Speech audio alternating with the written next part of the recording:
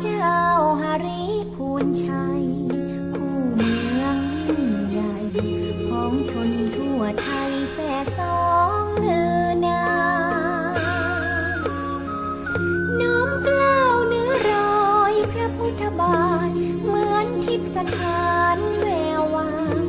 ส่องแสงพระธรรมแห่งพุทธองค์จามเทวีจอมกษัตรีสูงส่งองค์พระแม่เจ้าผู้รังธรรมรงค์อินอนงหาริพูนชัยทานน้ำทุ่งนาป่าสวยสะพรั่งแม่กวงล้นฟังโอ้แดนป่าสางดังมนต์มัดใจเห็นดอยขุนตาลเรืองสวงน้ำตกวังหลวงเพลินไพรหาริพูนชัยปังใจไม่ลืม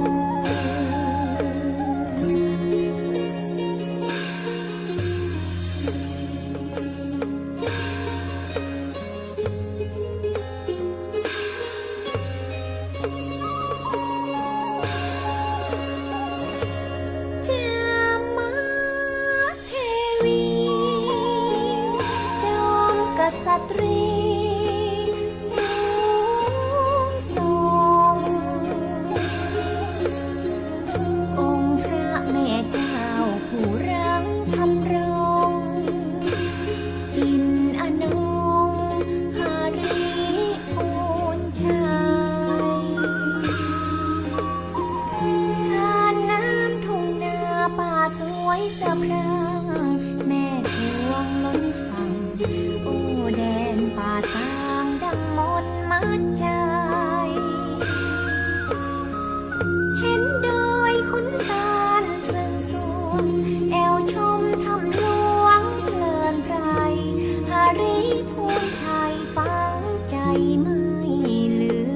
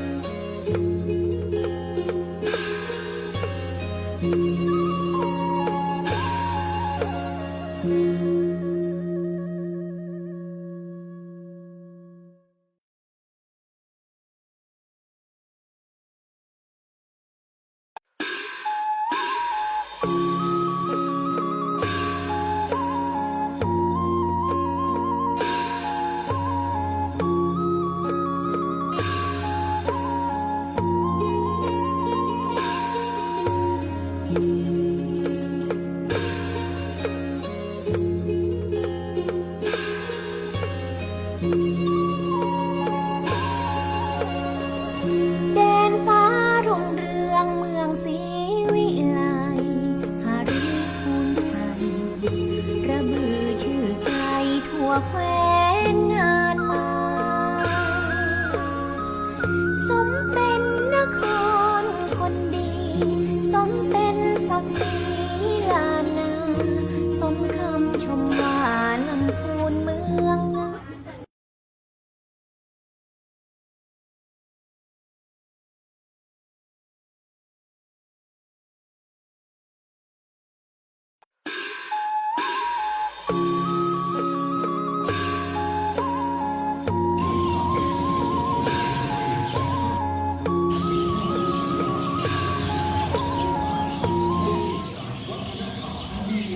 หนุ่ยดูโทรศัพท์หนุ่ยเหรอภาพไปเหรอ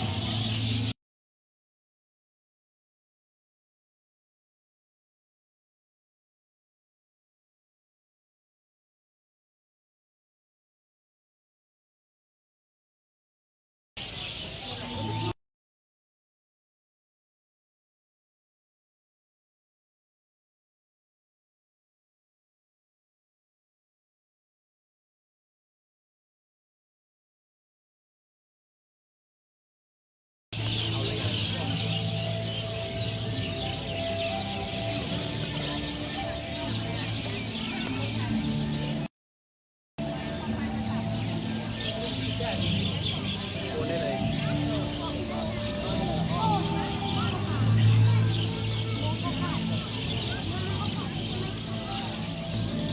สวัสดีเจ้า สวัสดีครับ สวัสดีท่านผู้ชมทางเพจ Facebook สวทลปูน FM 95 ทุกท่านนะเจ้า ตอนนี้ทีมงานของสถานีวิทยุแห่งประเทศไทยจังหวัดลำพูนเพจ Facebook สวทลปูน FM 95ปาทุกท่านมาอยู่กันที่ลานอนุสาวรีย์พระนางจามเทวีนะเจ้า วันนี้เรามาในบรรยากาศที่พน้องว่าจะมีขบวนโคมแสนดวงที่เมืองลำพูน เจ้าเนาะอันนี้จะเป็นการเดินนะเจ้าขบวนโคมแสนดวงที่เมืองลำพูนเป็นครั้งแรกนะเจ้าตั้งแต่มีการจัดงานมา10กว่าปี แม่น วันนี้จะเป็นครั้งแรกที่จะมีการร่วมใจกันจากทุกอำเภอนะเจ้าทั่วทั้งจังหวัดลำพูนจะเดินขบวนนะเจ้าเพื่อแห่เข้าไปที่วัดพระธาตุแล้วก็จะมีพิธีเปิดงานอย่างเป็นทางการนะเจ้าตอนนี้ทีมงานของสวทลำพูนเฮาก็เลยพาท่านผู้ชมมาดูบรรยากาศที่ลานอนุสาวรีย์พระนางจามเทวีซึ่งจะเป็นจุดเริ่มต้นในการตั้งขบวนและจะเริ่มเคลื่อนขบวนในเวลาประมาณ 18 นาฬิกาโดยประมาณเห็นประมาณ20 นาทีต้องประชาสัมพันธ์จากอีเนาะตอนนี้เนี่ยเป็นจุดหัวขบวนนะที่บริเวณลานเจ้าแม่จามเทวีเนาะแล้วห่างขบวนเนี่ยเพิ่นบอกว่าจะไปอยู่พวกตรงปลายจะไปอยู่ที่แยกวัดมหาวัน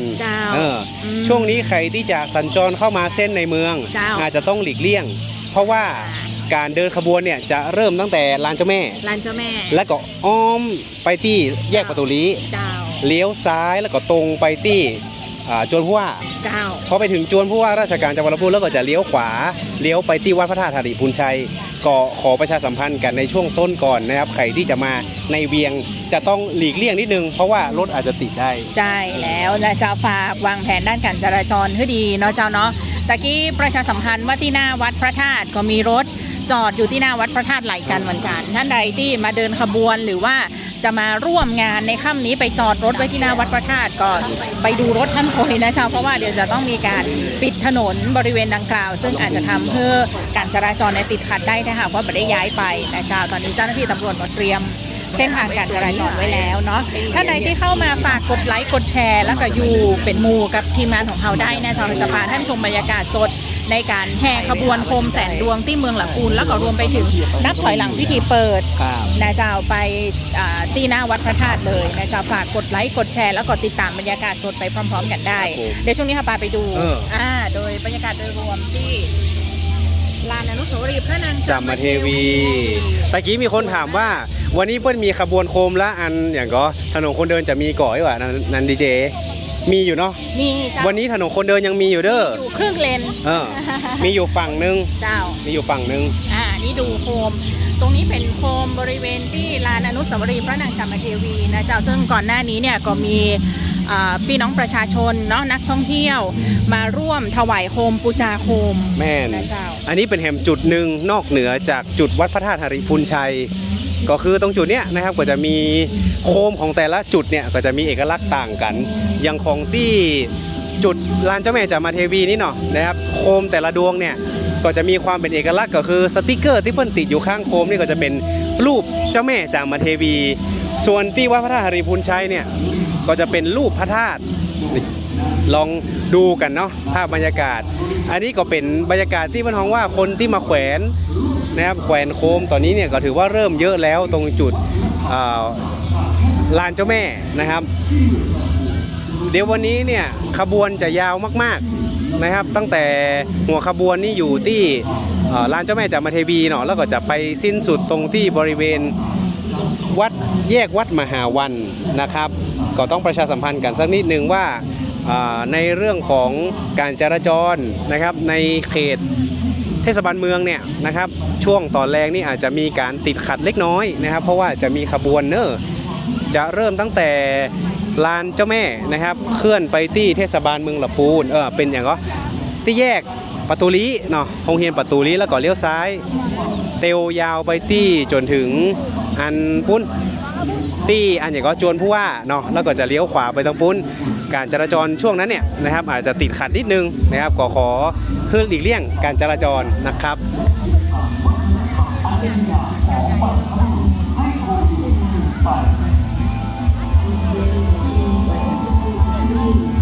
ก็จะพาชมบรรยากาศ ตรงจุดนี้ก็จะเป็นจุดที่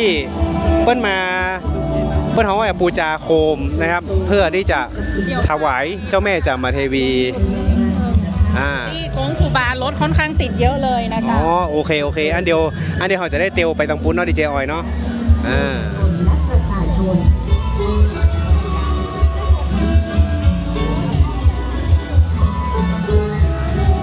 ไปเดี๋ยวเขาจะไปดูกันจุดอื่นเห็นว่าตอนนี้เองเนี่ย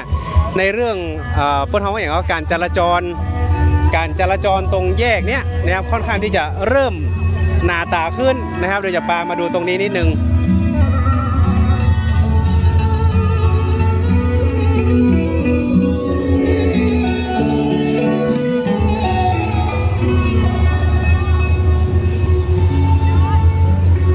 เอาดิครับฮะยังไม่ได้เคลื่อนเตื้อ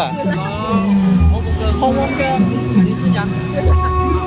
ไม่ผิดนะนี่เจอมินโนตแล้วอันนี้เอาไปต่อไหน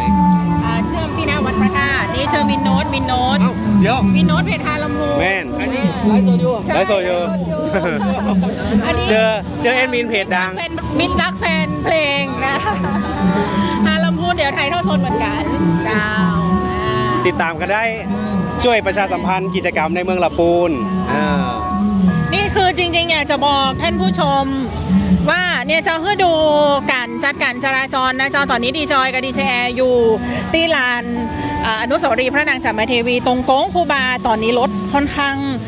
การจราจรค่อนข้างหนาแน่นพอควรเลยนะเจ้าเพราะว่าจุดนี้ก็จะเป็นจุดที่จะเป็นการรวมพลนะเจ้าพี่น้องประชาชนจากทั้ง8อำเภอนะเจ้าที่จะเข้ามาร่วมขบวนแห่ในช่วงค่ำนี้นะเจ้าเพราะฉะนั้นท่านใดที่มีความจำเป็นจะต้องใช้เส้นทางผ่านจุดนี้แล้วมีความเร่งรีบหรืออย่าต้องเผื่อเวลานะเจ้าเนาะต้องเผื่อเวลาแล้วถ้าหลีกเลี่ยงได้ก็ควรจะต้องหลีกเลี่ยงนะเจ้าความจริงถ้าเกิดว่ามาตังในเวียงเนี่ยจะมีเส้นวูดเดนเฮาส์ไว้ด้วยเจ้าถ้าใครเคยไปวูดเดนเฮาส์เส้นปูเนี่ยก็สามารถสัญจรได้เหมือนกันสวัสดีเจ้าอันนี้ปลัดจากอำเภอป่าซางเตรียมเดินขบวนแล้วคือจริงๆเปิ้ลจะมีการจัดจุดจอดนะเจ้าจุดจอดรถอย่างผู้ที่มาร่วมขบวนเนี่ยเปิ้ลสามารถที่จะเข้าไปจอดรถที่โรงเรียนส่วนบุญวิทยาลัยเทคนิคลำพูนได้นะเจ้าฝั่งทางปุ้นเนาะแล้วฝั่งทางนี้ก็จะมีจุดจอดหลายจุดด้วยกันนะเจ้าฝั่งทางมุมขวาเนี่ยเนาะแล้วก็ฝั่งเวียงยองที่โรงพยาบาลนี่ว่ะโรงเรียนโรงเรียนเวียงยองโรงเรียนวัดเวียงยองโรงเรียนเวียงยองต่างที่ไปเทศบาลเวียงยองเส้นนั้นเลยตรงปุ้นก็จะมีที่จอดรถเหมือนกันสามารถเตียวมาร่วมกิจกรรมที่หน้าวัดได้แบบปักไก่มากก็มีรถรางตัวเนาะดีเจออยเนาะเจ้ามันมีรถรางตัวแต่ส่วนใหญ่แล้วเนี่ยก็คือสามารถที่จะรอดูโคมขบวนแล้วก็พิธีเปิดที่หน้าวัดพระธาตุก็ได้นะเจ้าอันนี้เน้นย้ำการจราจรนะเจ้าตอนนี้นี่คือปิดการจราจร2เลนเลยนะเจ้าตรงหน้าลานเจ้าแม่จะมีจุดเดียวที่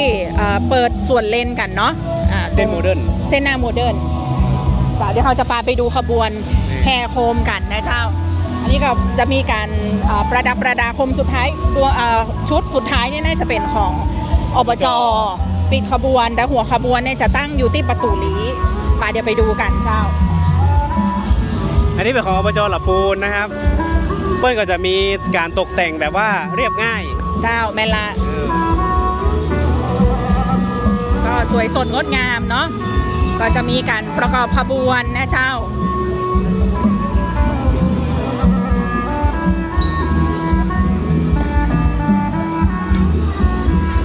อยากชมหรือว่ามีข้อสงสัยอย่างก็พิมพ์คอมเมนต์เข้ามาถามได้นะเจ้าวันนี้บรรยากาศที่ลำพูนคึกคักมากนะเจ้าน้องๆแต่งตัวรอแล้วนะเจ้าเดี๋ยวก็จะประกอบรูปขบวนแล้วก็เดินเคลื่อนขบวนเลยนะเจ้า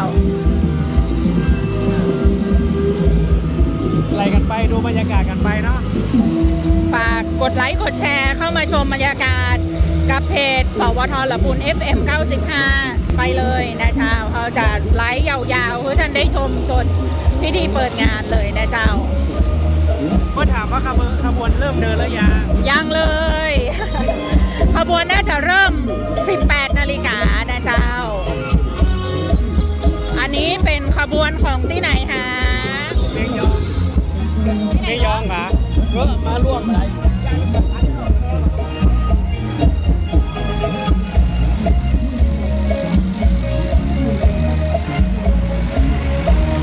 อันนี้เป็นขบวนของอำเภอเมืองลำพูนตอนนี้เราชมขบวนจากด้านหลังไปด้านหน้านะเจ้า แม่คือของอำเภอเมืองลำพูนเนี่ยรอบนี้เพิ่นปิดท้ายมันมีรถเทกตัวอ่ะ แม่นแล้วเพิ่นแห่แบบเมืองเขาเนี่ยเนาะ แห่แบบทรงแบบแห่ม้วนเลยนะเจ้า สุมาเด้อเหมือนอะไรเนาะเหมือนฟ้อนผีมดอะเนาะเพลงประมาณนี้เนาะ คุณวิไลวันวันนี้บ่สบายบอกรอชมอยู่ที่โรงพยาบาลนะ ขอให้หายโวย หายโวย ๆที่ถามเข้ามาว่าตอนนี้หัวขบวนเริ่มออกหรือยังตอนนี้ยังบ่ออกเด้อตอนนี้เพิ่นกำลังเตรียมขบวนกันอยู่ แต่เดี๋ยวเขาจะเดินไปเรื่อยๆไปหัวขบวนเนาะดีเจอยเนาะ อันนี้เป็นขบวนของอำเภอเวียงหนองล่องนะ งามเด้อนี่นะ สวยงามเดี๋ยวไปรอชมที่จุดชมขบวนหน้าวัดพระธาตุเพื่อนก็จะอธิบายให้ฟังหมดเลยว่าแนวคิดการจัดขบวนแต่ละขบวนนะมีแนวคิดมาจากอะไรอย่างนะเจ้ามีวัตถุประสงค์มีการนำเสนอด้วยเรื่องราวอย่างพ่อเดี๋ยวมันจะมีภาคภาษาอังกฤษแล้วก็ภาคภาษาไทยบรรยายรูปขบวนให้ได้ชมเลยนะเจ้า ฟังเพลงไปเถอะ เจ้าที่ไหนคะ อากาศ ภาคกลางอันนี้แม่แผนคนเดียวกันนะเตรียมมาวันนี้มากันหลายกองทากาเจ้าที่คนนั้นเรื่องเพิ่มเลยค่ะโอ้มาถึงแม่ร่วมเดินขบวนเนาะแม่เคยมาจากยี่หงมาเคยกำเตือน เคยแต่ละมาครั้งแรก ครั้งแรกมาแล้ว เพิ่งขึ้น ก็คืนเนาะ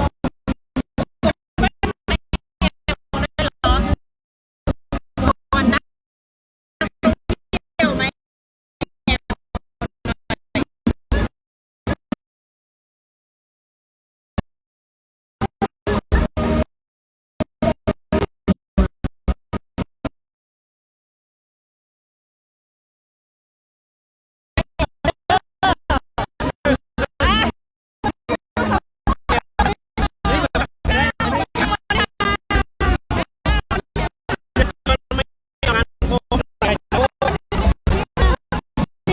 ไปแล้วนะ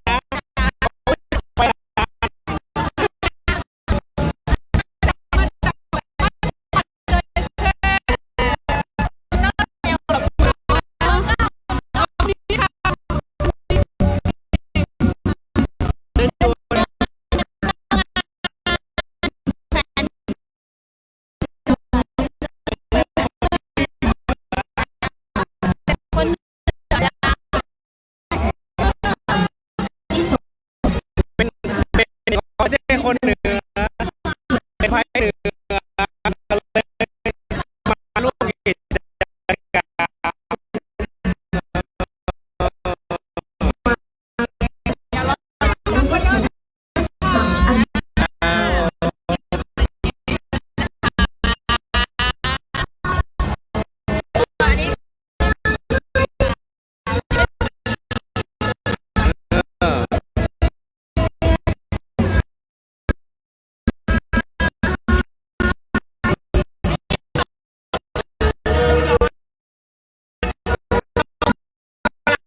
เดินขบวน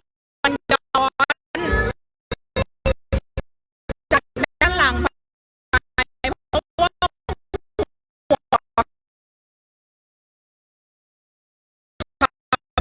มันเนี่ยจะอยู่ที่ประตูลีแหละเจ้าตอนนี้เราอยู่ตรงแถวหน้าเจ้าแม่นะเจ้า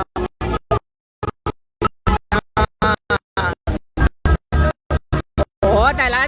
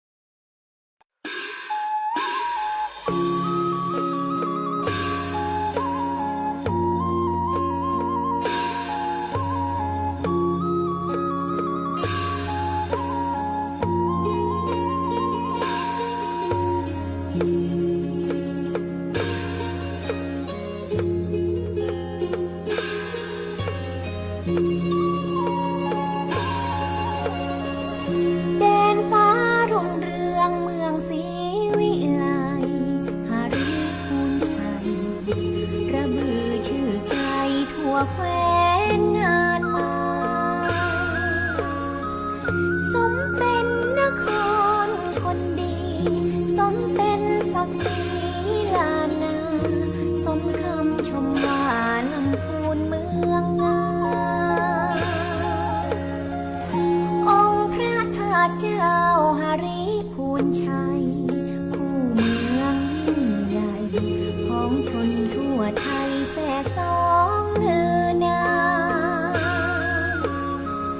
น้อมเกล้าเนื้อรอยพระพุทธบาทเหมือนทิพย์สถานแวววาวส่องแสงพระธรรมแห่งพุทธองค์จา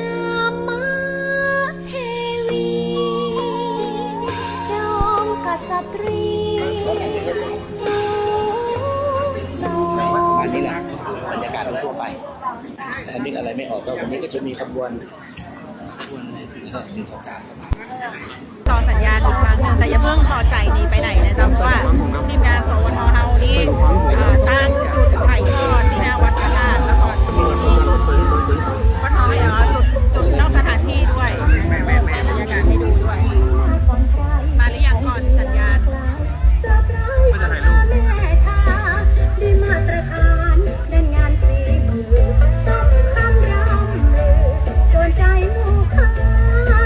ทั้งถูกและดีของฟรีคืออาหารตามสรุปเมฆาชื่อดังจึงพาลูกมาดา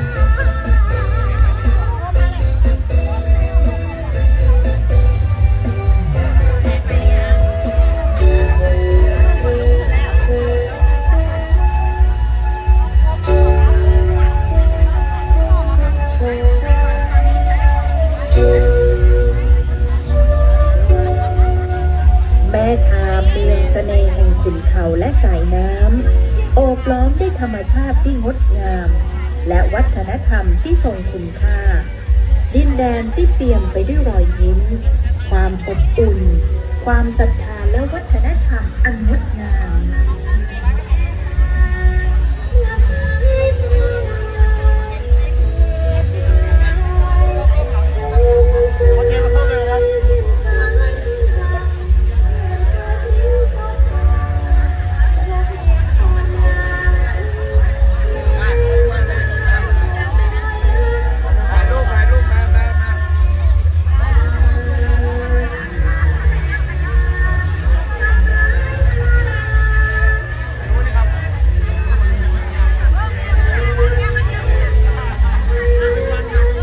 เดี๋ยวเราก็จะเตียวไปเรื่อยๆเนาะตะกี้นี้อาจจะหยุดตรงที่อำเภอป่าซางสักแป๊บหนึ่งนะครับ มาเดี๋ยวเราจะพาไปชมบรรยากาศตักหน้ากันเนาะ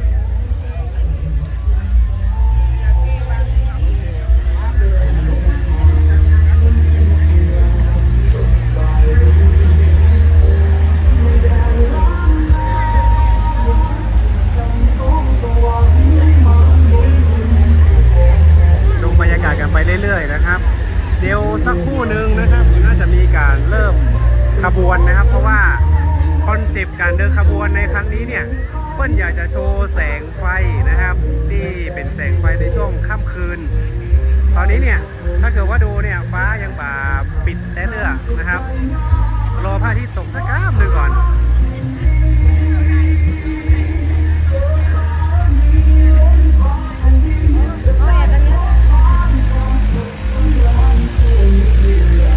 อันนี้เป็นบรรยากาศของบ้านโฮงนะครับ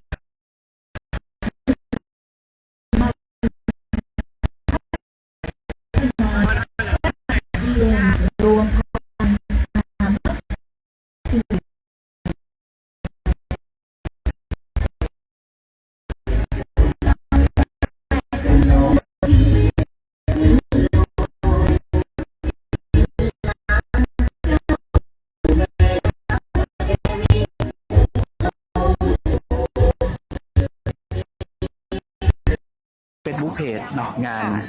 ชมขบวนแห่โคมแสนดวงวันนี้เนาะ ค่ะ ขณะนี้เรากำลังอยู่ที่หน้าวัดพระธาตุหริพุนชัยวรมหาวิหารตอนนี้อยู่กับผมดีเจโอมวุฒิชัยพงศ์วุฒิศักดิ์นะครับแล้วก็ดีเจแก้วค่ะ ก็บรรยากาศขณะนี้นะครับท่านใดจะมาชมขบวนก็สามารถมากันได้นะเพราะว่าตอนนี้พี่น้องประชาชนก็เริ่มที่จะทยอยกันมาแล้วตอนนี้เต็มอัธจันทร์ บ เลย ริเวณ ทุกคน ด้านหน้าอัธจันทร์ด้านหน้าเวทีนะคะ ก็มี ใช่ไปดูบรรยากาศกันครับ ค่ะ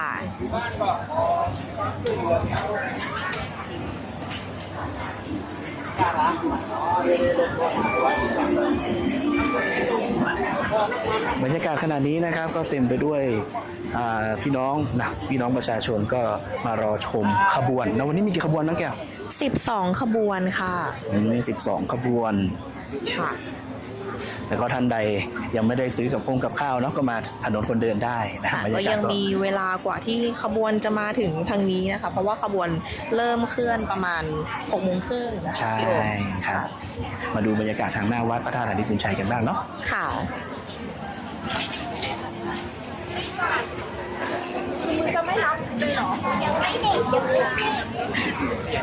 วันนี้มีกี่ขบวนน้องแก้วแล้วของอำเภออะไรบ้างครับ ก็เริ่มที่ขบวนส่วนราชการนะคะ ระดับจังหวัดนะคะ แล้วก็ขบวนที่2ค่ะจะเป็นขบวนแห่โคมอัตลักษณ์วิถีล้านนาของ3จังหวัดก็คือเชียงใหม่ลำปางแม่ฮ่องสอนนะคะขบวนที่3ค่ะจะเป็นขบวนแห่ของเทศบาลเมืองลำพูนนะคะและขบวนที่4ค่ะจะเป็นขบวนแห่โคมของอำเภอทุ่งหัวช้างนะคะขบวนที่5ค่ะเป็นขบวนแห่โคมของอำเภอลี้นะคะแล้วก็ขบวนที่6ค่ะเป็นขบวนแห่โคมของอำเภอบ้านทินะคะขบวนที่7ค่ะแห่โคมของอำเภอบ้านโฮ่งนะคะและขบวนที่8ค่ะแห่โคมของอำเภอป่าซางนะคะขบวนที่9นะคะจะเป็นขบวนแห่โคมของอำเภอแม่ทาค่ะขบวนที่10ค่ะแห่โคมของอำเภอเวียงหนองล่องนะคะแล้วก็ขบวนที่11ค่ะเป็นขบวนแห่โคมของอำเภอเมืองลำพูนนะคะขบวนที่12นะคะเป็นขบวนแห่โคมขององค์การบริหารส่วนจังหวัดลำพูนค่ะและนี่ก็คือขบวนต่างๆนะครับที่ก็จะเดินกันนะมาที่บริเวณผ่านหน้าวัดพระธาตุหริพุนชัยวรมหาวิหารนะแล้วก็บรรยากาศขณะนี้นะครับท่านที่เห็นอยู่ใน Facebook Live ก็จะเป็นจุดที่เขาจะทำการแถลงข่าวนะขณะนี้ก็มีการโคมทุกดวงก็สว่างสวัยเนาะเพราะว่าเปิดไฟแล้วสวยงามมากเลยทีเดียว เปิดไฟโคมบริเวณหน้าวัดพระธาตุแล้วนะคะแล้วก็ตรงบริเวณสะพานท่าสิงห์นะคะก็เปิดไฟแล้วนะคะ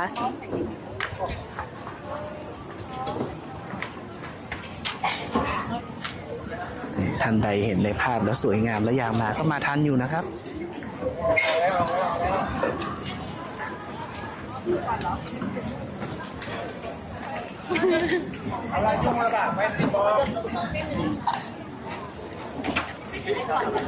เดี๋ยวเราเดินไปดูบริเวณสะพานท่านางกัน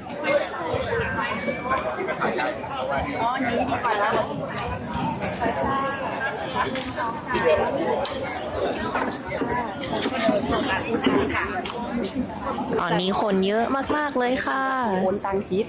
คนเลยเช็คธนาคารอย่าง เปิดไหมอยู่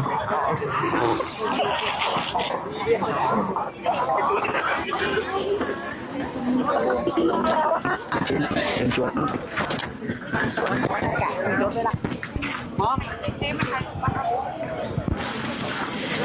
เฮามาปะดีเจหนุ่งหนิงนะเดี๋ยวเฮามาอู้คุยกับดีเจหนุ่งหนิงกัน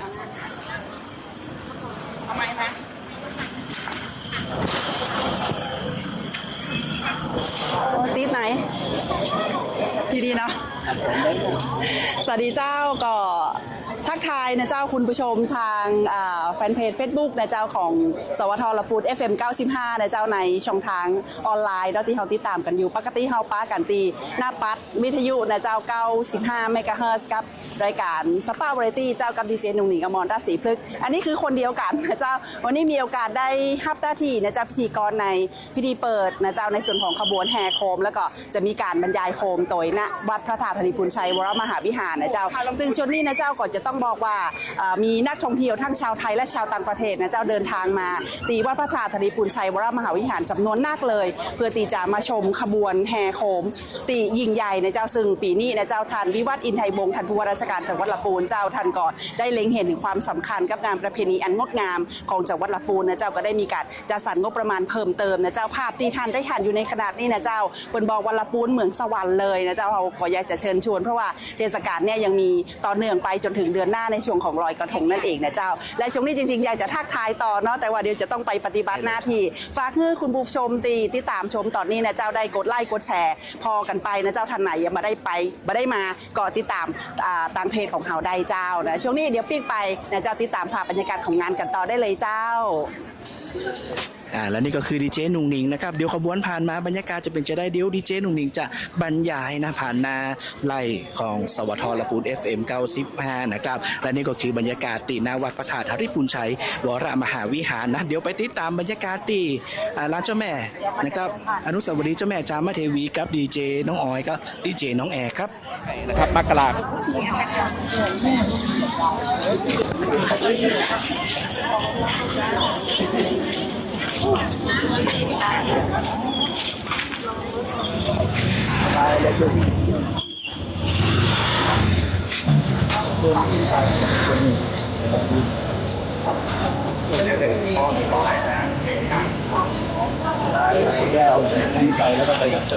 เดี๋ยวถ้าเขาไปก็เอาเป็นตรงนี้ขวาปุ้งก็สภาข้อมูลสภาต่างๆระวังด้วยแอนไปเลยโอเคตัดทางนี้เลยนะคะ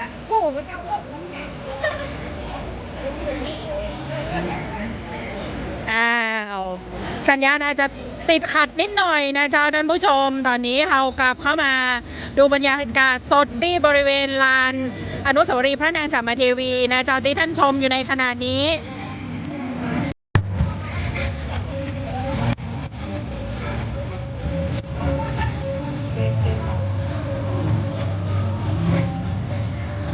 สัญญาณอาจจะติดขัดนิดนึงนะเจ้าช่วงนี้เข้ามานะเจ้าที่แยกประตูลี้เจ้าคุณผู้ชมอันนี้เป็นบรรยากาศสดเลยนะเจ้ากับการเริ่มขบวนแห่โคมแสนดวงที่เมืองลำพูนนะเจ้าบริเวณที่อยู่ในขณะนี้เนี่ย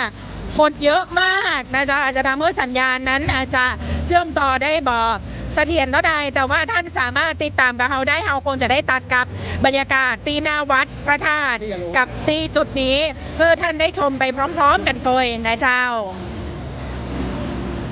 เดี๋ยวดูบรรยากาศไปพร้อมๆกันเนาะ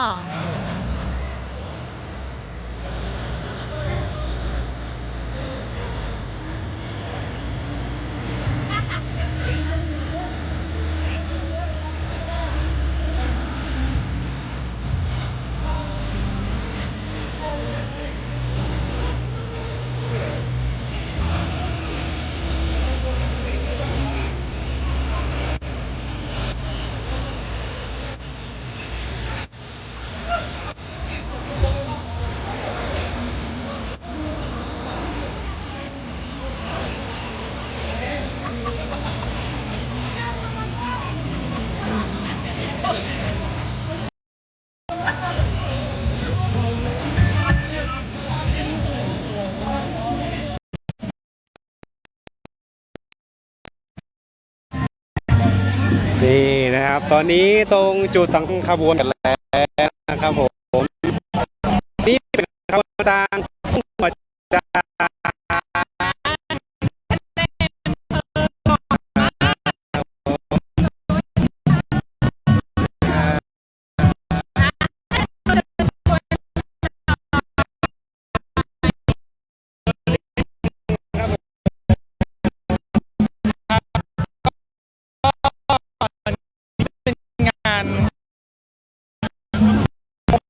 แสน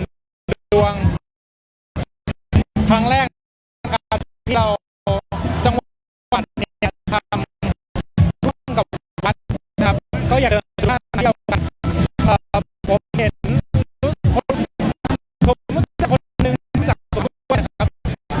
ว่างานนี้ได้รับการตอบรับเป็นอย่างดีขอบคุณนะครับใน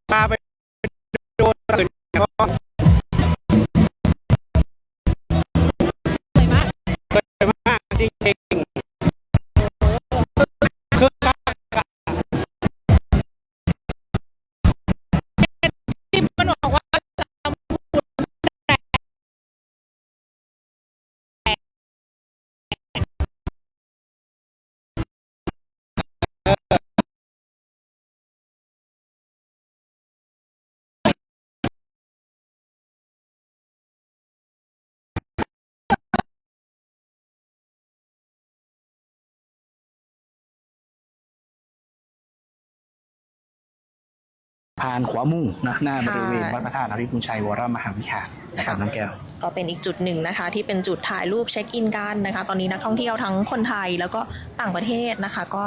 ถ่ายรูปกันอยู่บริเวณนี้ค่ะ ใช่ครับเชิญชวนคุณผู้ชมท่านใดที่อยู่ใกล้บริเวณนี้ก็มาชมขบวนแห่มาชมโคมไฟมาร่วมกันทำบุญมาแขวนโคมนะที่นี้นะครับไปดูบรรยากาศภายในงานกันครับไปดูโคมสวยๆแสงไฟสวยๆกันคุณผู้ชม วันนี้ก็มีถนนคนเดินด้วยนะคะพี่โอม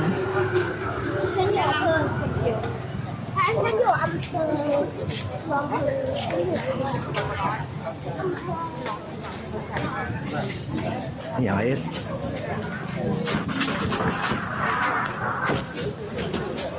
นี่ถ้าเป็นกำเมืองนี่ก็โอ้ไฟงามขนาดนะคุณไฟงามขนาดตอนใดยังไม่ได้กินข้าวกันมาถนนคนเดินเนี่ยคนนักนะครับของกินนักนะมาช่วยกันกระตุ้นเศรษฐกิจเนาะมาดูขบวนแห่งามๆไฟงามๆนะกับข้าวกับนี้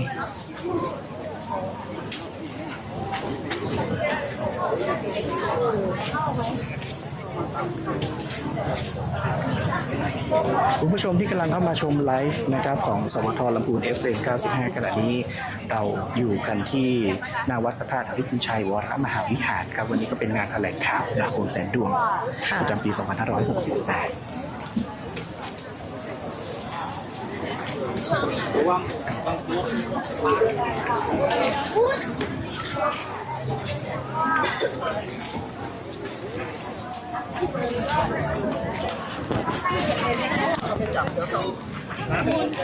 ติดนะมันไปกับปล่อยกัน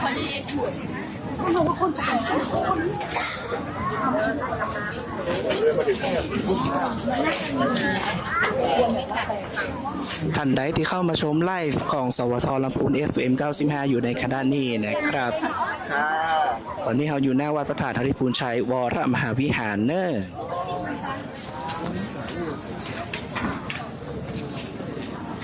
สัญญาณ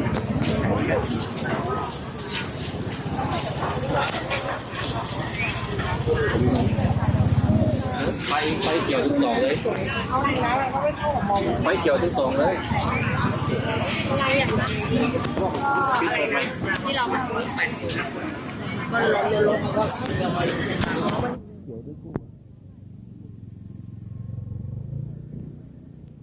เอาไม้กำนะ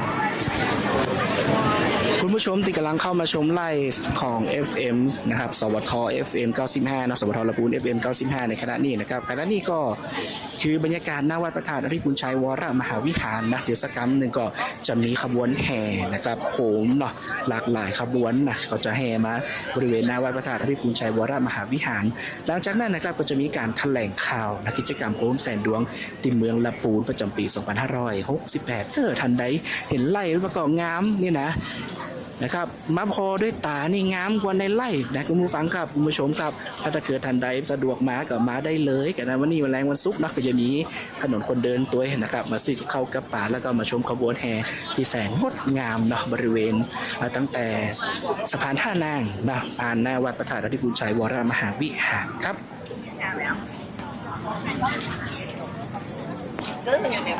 ไปเล่นตรงนี้ก่อนโอเคแก้วลงค่ะไปหิ้งแก้วขาดกัน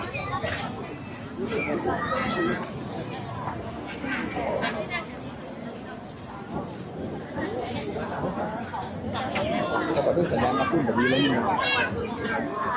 โอ้เข้าไปในวัด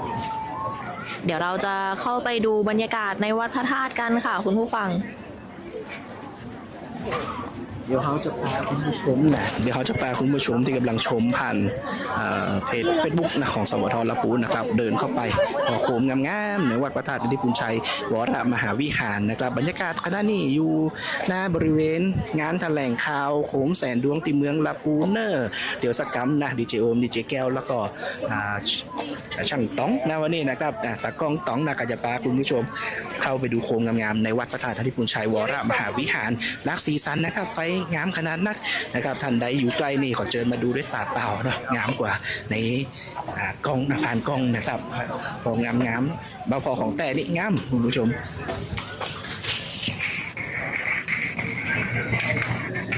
น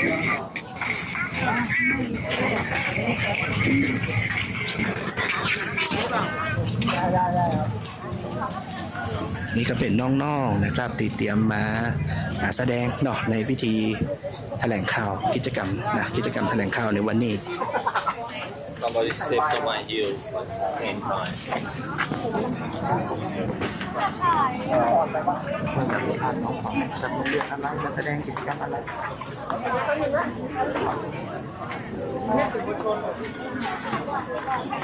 อย่างไร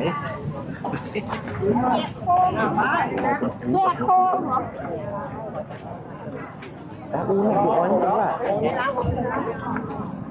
นี่สัมภาษณ์น้องๆนี่กัน ข้างหลังอะชุดไทยข้างหลัง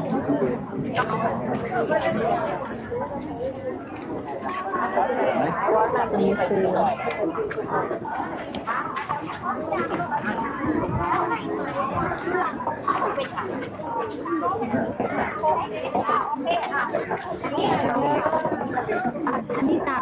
สัมภาษณ์เด็กจากโรงเรียนที่ยังแสดงกิจกรรมในยามนี้กันจะเอาเป็นแบ็คได้ครับ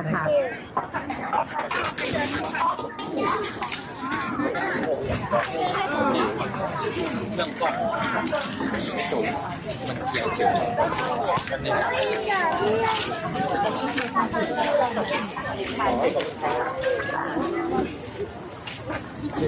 สวัสดีครับอาจารย์ครับ สวัสดีเจ้า วันนี้พาน้องๆมาแสดงกิจกรรม เจ้าค่ะ อันนี้จากน้องๆเป็นกลุ่มเยาวชนเจ้าชมรมอันจิตอาสา วัฒนธรรมลากแก้วละปูนเจ้าค่ะ ซึ่งวันนี้นะเจ้าก่ออันน้องๆเนี่ยจะมาร่วมทำกิจกรรมพิธีเปิดโคมแสนดวง ซึ่งวันนี้เปิ้ลจะมีตึงขบวนแห่แต่ในส่วนตรงนี้จะเป็นส่วนของพิธีเปิดเจ้า แล้วก็พาน้องๆมาที่ชุดครับวันนี้ วันนี้จะเป็นการแสดงชุดเดียวเจ้าชื่ออันแสนดวงแห่งศรัทธาเจ้าซึ่งในคอนเซปต์ของการแสดงของเฮาเนี่ยจะสื่อถึงนักท่องเที่ยวแล้วก็ทุกภาคทุกชนชาติเจ้าที่เปิ้ลมาแอลเวียงละปูนก็จะมีการแต่งตัวแบบทั้งแบบสีภาคเนาะจะเป็นเหนือกลางอีสานใต้แล้วก็จากการแสดงเนี่ยจะไม่ได้เป็นฟ้อนค่ะจะเป็นแนวคอนเทมพอรารีแดนคือเป็นเหมือนจินตลีลาเจ้าครับผมครับเดี๋ยวเชิญชวนคุณผู้ชมเข้ามาชมหน่อยเจ้าสำหรับการแสดงวันนี้นะเจ้าเป็นการแสดงพิธีเปิดโคมแสนดวงซึ่งการแสดงในเทศกาลโคมแสนดวงของเฮาเนี่ยเจ้าวันนี้จะมีกิจกรรมพิธีเปิดมีขบวนแห่และที่สำคัญเจ้าวันนี้เฮาปาน้องๆเยาวชนจิตอาสากลุ่มรากแก้ววัฒนธรรมจังหวัดลำพูนมาร่วมในการแสดงพิธีเปิดเนี่ยใดก็อย่าลืมติดตามรับชมเป็นกำลังใจให้กับน้องๆนักแสดงทุกคนตัวนะเจ้าขอบคุณครับ เจ้าขอบคุณครับเดี๋ยวเราไปชมบรรยากาศโคมแสนดวงในวัดกันต่อเนาะขอบคุณเจ้าสวัสดีครับ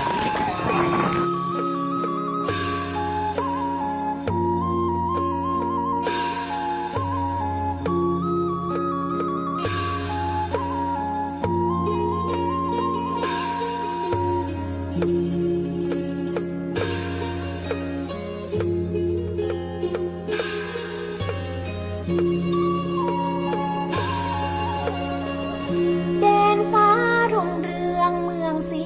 วิไลหาริพูนชัยระบือชื่อใจทั่วแคว้นนานมาสมเป็นนครคนดีสมเป็นศักดิ์ศรีลานนาสมคำชมว่าลำพูนเมืองงามองค์พระธาตุเจ้าหาริพูนชัยคู่เมืองยิ่งใหญ่ของชนทั่วไทยแส่สองเลือนาม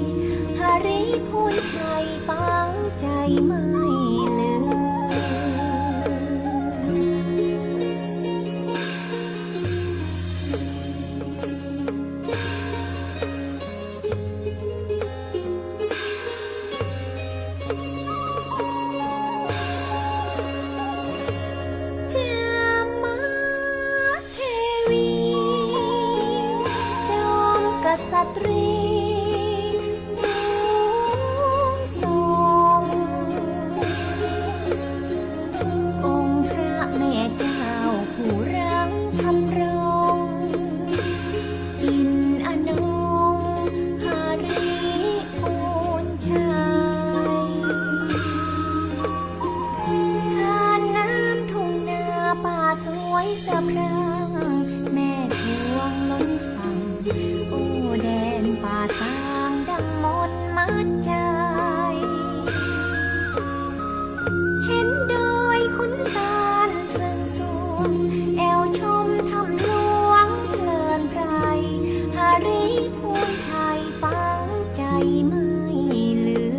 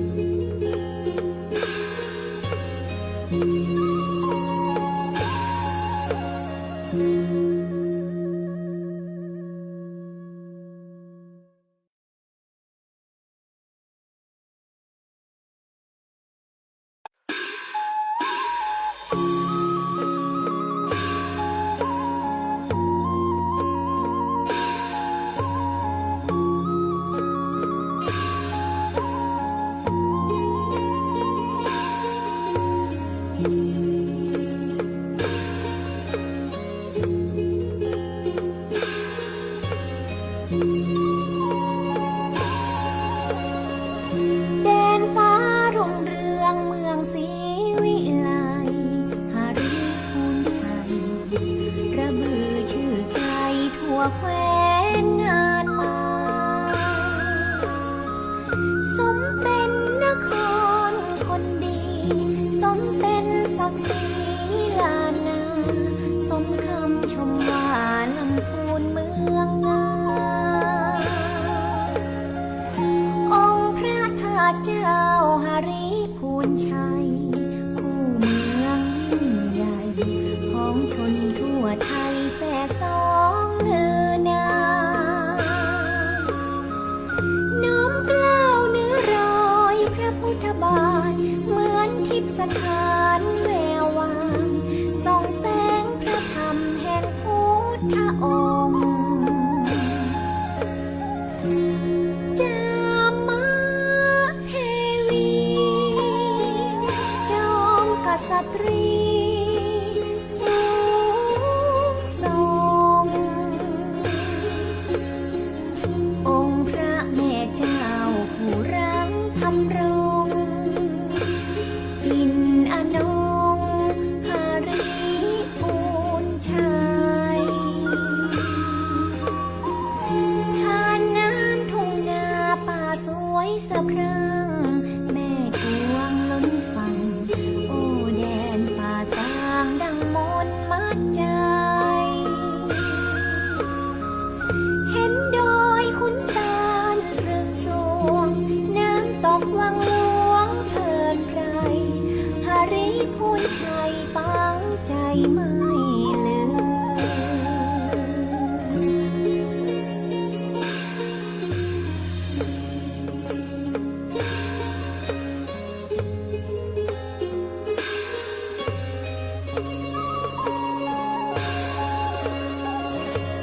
จา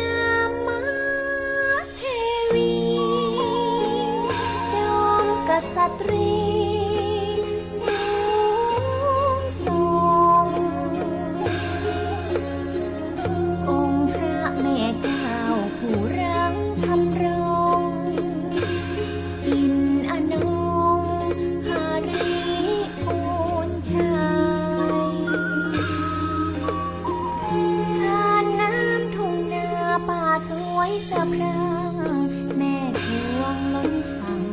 โอ้แดนป่าสางดังมนต์มัดใจเห็นดอยขุนตาลเรืองสวงแอวชมทำหลวงเพลินไพรหาริพูนชัยฟังใจไม่ลืม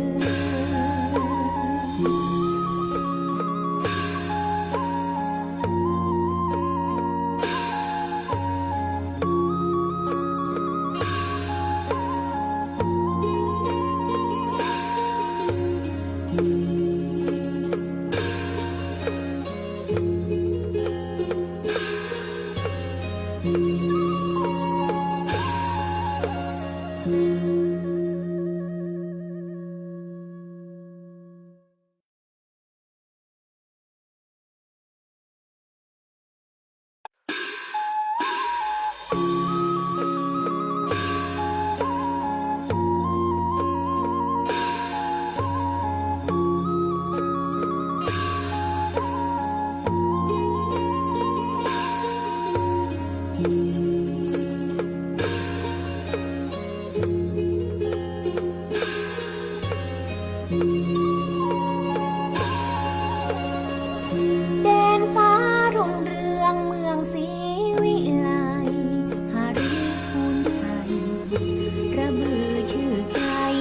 แคว้นงานมาสมเป็นนครคนดีสมเป็นศักดิ์ศรีลานนาสมคำชมว่าลำพูนเมืองงามองค์พระธาตุเจ้าหาริพูนชัยคู่เมืองยิ่งใหญ่ของชนทั่วไทยแส่สองเลือนามน้อมเกล้าเนื้อรอยพระพุทธบาทเหมือนทิพย์สถานแวววาวส่องแสงพระธรรมแห่งพุทธองค์จามาเทวีจอมกษัตรีสูงส่งองค์พระแม่เจ้าผู้รังธรรมรงอินอนงหาริพูนชัยทานน้ำทุ่งนาป่าสวยสะพรั่งแม่กวงล้นฟังโอ้แดนป่าสางดังมนต์มัดใจเห็นดอยขุนตาลเรืองสวงน้ำตกวังหลวงเพลินไพรหาริพูนชัยปังใจไม่ลืม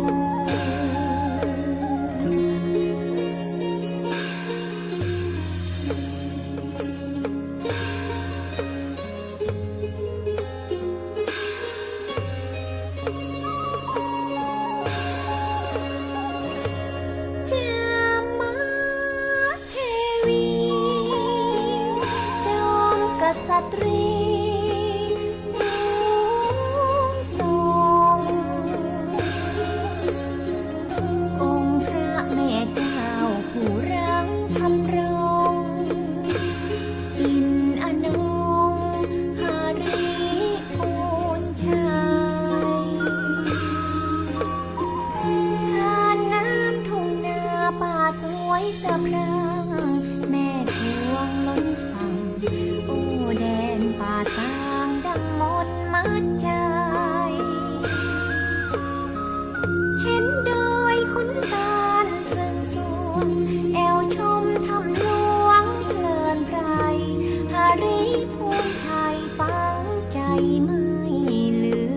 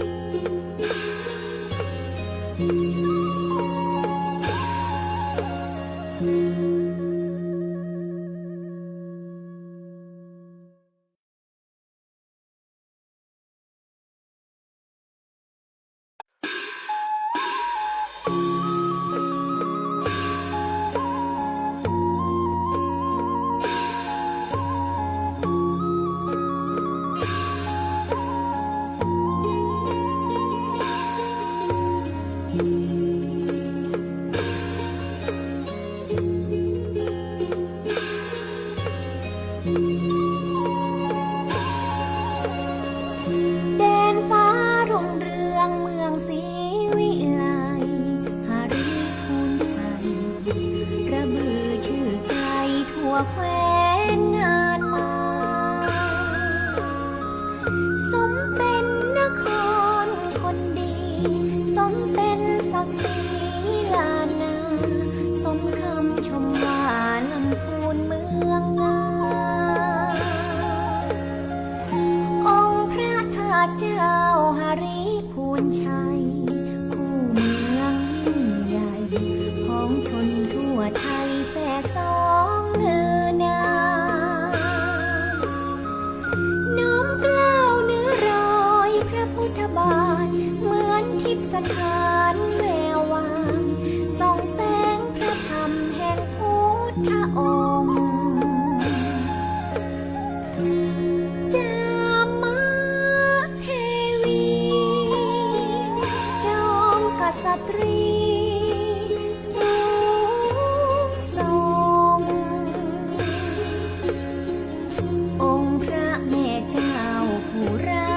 ำรงอินอนงหาริพูนชัยทานน้ำทุ่งนาป่าสวยสะพรั่งแม่กวงล้นฟังโอ้แดนป่าสางดังมนต์มัดใจเห็นดอยขุนตาลเรืองสวงน้ำตกวังหลวงเพลินไพรหาริพูนชัยปังใจไม่ลืม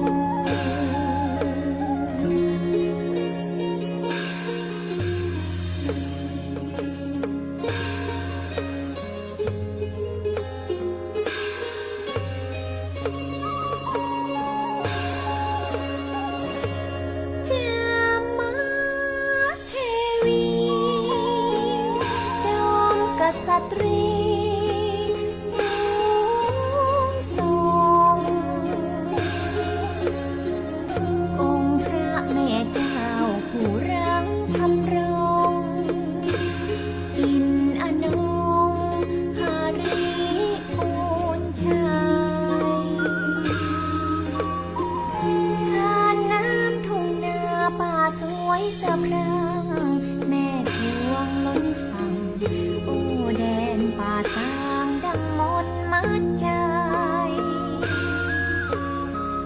เห็นดอยขุนตาลเรืองสวงแอวชมทำหลวงเพลินไพรหาริพูนชัยปังใจไม่ลืม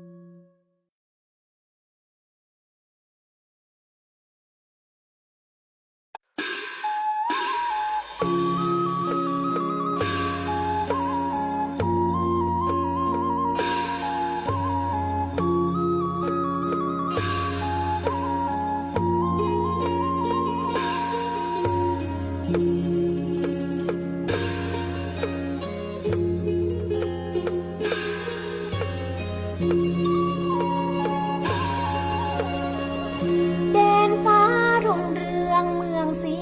วิไลหาริพูนชัยระบือชื่อใจทั่วแคว้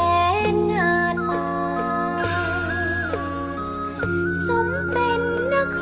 รคนดีสมเป็นศักดิ์ศรีลานนาสมคำชมว่าลำพูนเมืองงาม องค์พระธาตุเจ้าหาริพูนชัยคู่เมืองยิ่งใหญ่ของชนทั่วไทยแส่สองเลือนามน้อมเกล้าเนื้อรอยพระพุทธบาทเหมือนทิพย์สถานแวววาวส่องแสงพระธรรมแห่งพุทธองค์ จามมาเทวีจอมกษัตรีสูงส่งองค์พระแม่เจ้าผู้รังทำรงอินอนงหาริพูนชัย ทานน้ำทุ่งนาป่าสวยสะพรั่งแม่กวงล้นฟังโอ้แดนป่าสางดังมนต์มัดใจเห็นดอยขุนตาลเรืองสวงน้ำตกวังหลวงเพลินไพรหาริพูนชัยปังใจไม่ลืม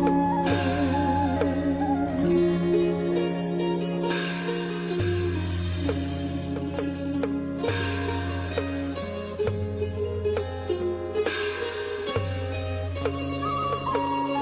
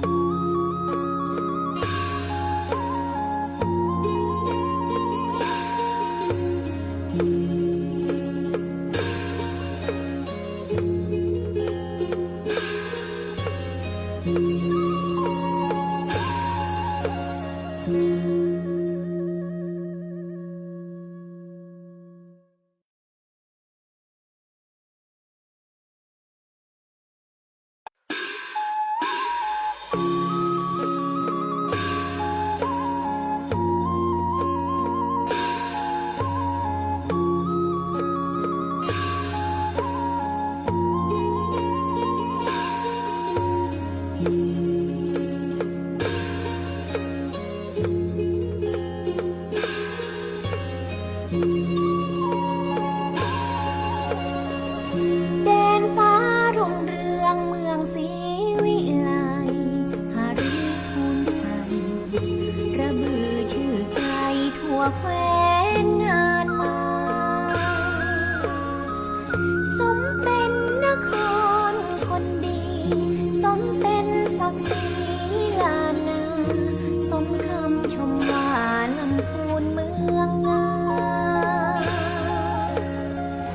องค์พระธาตุเจ้าหาริพูนชัย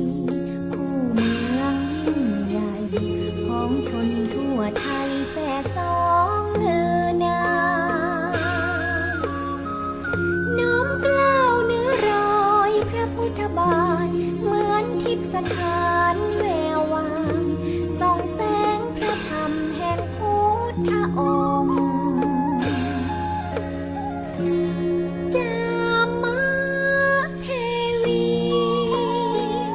จอมกษัตรีสูงส่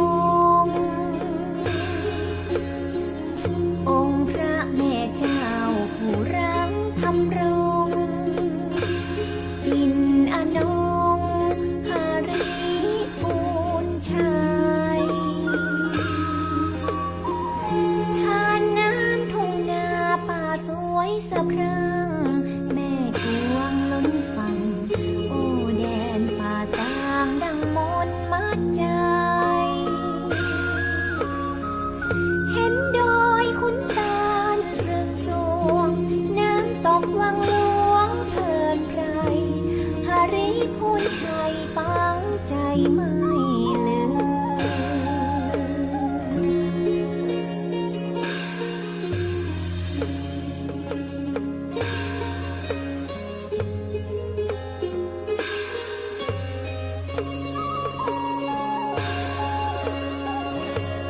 จา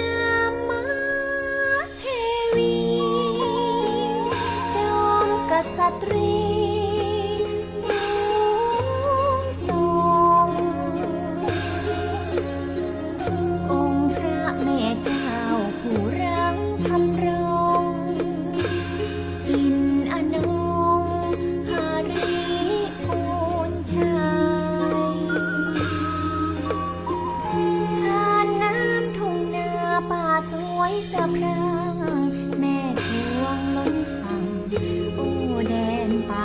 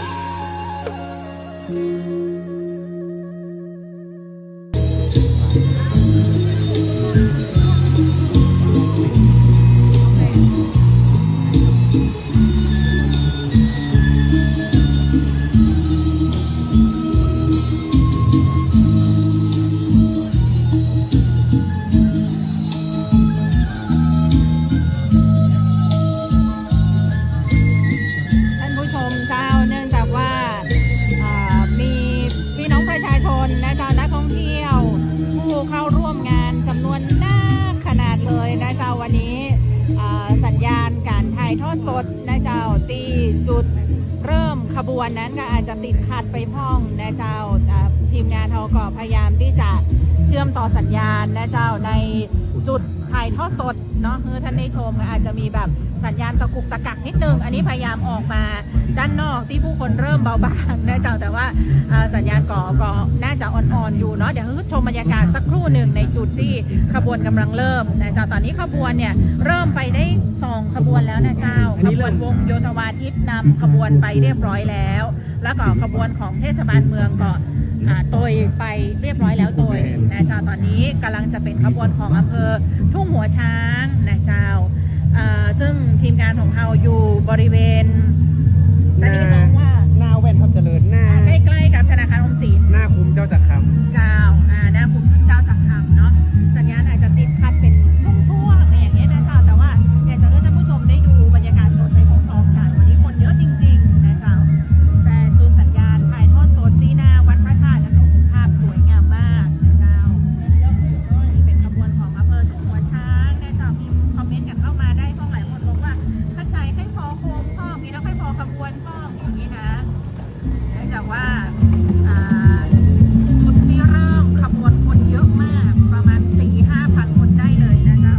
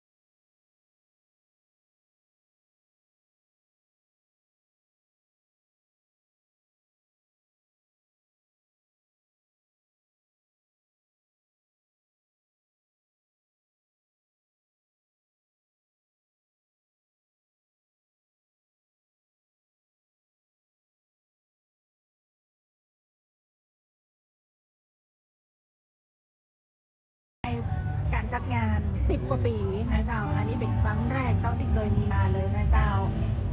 ชอบขบวน สัญญาณเป็นยังไงพ่อ ชอบขบวนนี้เพลงม่วน ใช่ ๆต้องหัวใจ ต้องหัวใจ โบมือหน่อย ต้องหัวใจเจ้าต้องหัวใจก็ต้องหัวใจให้นะเจ้านี่หัวมาเยอะมากเลยจากที่ไหนมาเจ้าต้องหัวใจเจ้า สวัสดีค่ะ มาแล้วต้องหัวใจเจ้าเอาหัวใจได้พอหัวใจต้องหัวใจได้เจ้าต้องรอสาวงามจากต้องหัวใจนะเจ้าอำเภอที่ไกลที่สุดจากตัวเมืองลำพูนวันนี้มากันเยอะมากะ มันมากันตั้งเมื่อบ่ายโมงแล้ว ได้แล้วนะเจ้าดูแต่ละท่านมาพร้อมกับโคมนะเจ้าเพื่อนำมาถวายเป็นพุทธบูชาตัวเองก็ตรงนี้แหละ ใช่คือบอกว่าชอบขบวนนี้เพราะว่าม่วนๆ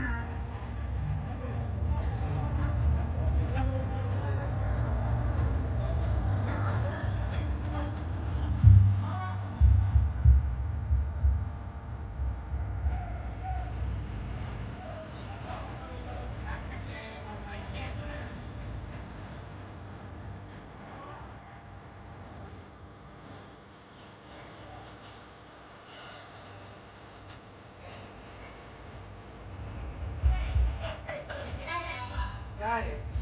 ขบวนนี้เพลงม่วน บ๊ายบายวันสุดก็ตรงนี้แหละ ก็ใส่ชุดปากกยอกับน้ำ ใช่ ไว้ ใช่ใส่ชุดชนเผ่าแต่เราก็บอกนะมันจะเป็นเมืองที่ขึ้นชื่อในเรื่องของชนเผ่าในเราในพื้นที่เนาะวันนี้ก็ด้วยความตั้งใจในเรามาร่วมกันทำงานเทศกาลโคมแสงดวงที่เมืองลำพูนแต่ก็โอ้โหขบวนมันสวยงามมาก มีช้างแต่เอกลักษณ์หัวตาแกเนาะพอหัวใจก็ต้องหัวงานเลยจ้า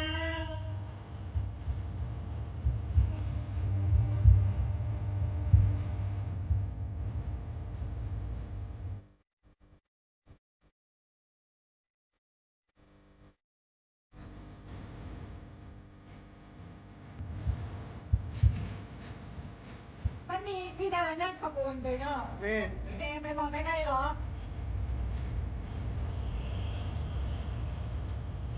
ไปแต่งแล้วต้องหัวใจก็ไม่ได้เจอก ดแชร์กดไลค์กดหัวใจขึ้นไปเด้อ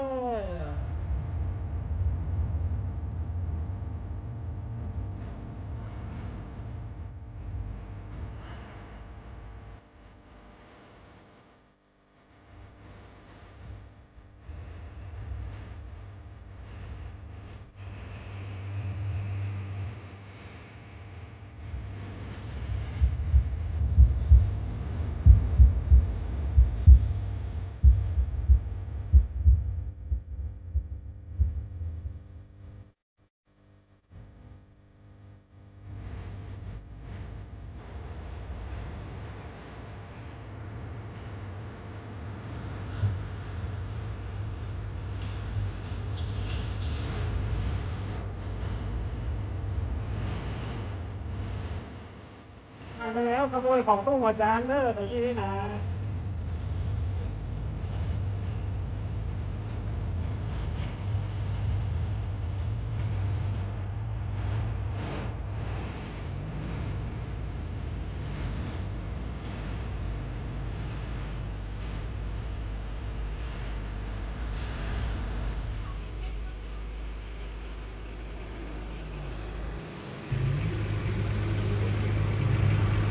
ขบวนของตุ้งหัวจ้างผ่านไปแล้วตอนนี้เป็นขบวนของอำเภอลีนะครับ ต่อกันมาเลย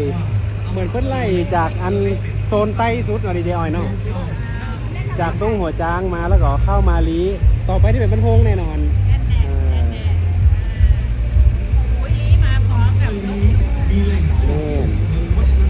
นกยูงครูบาศรีวิชัยเนาะ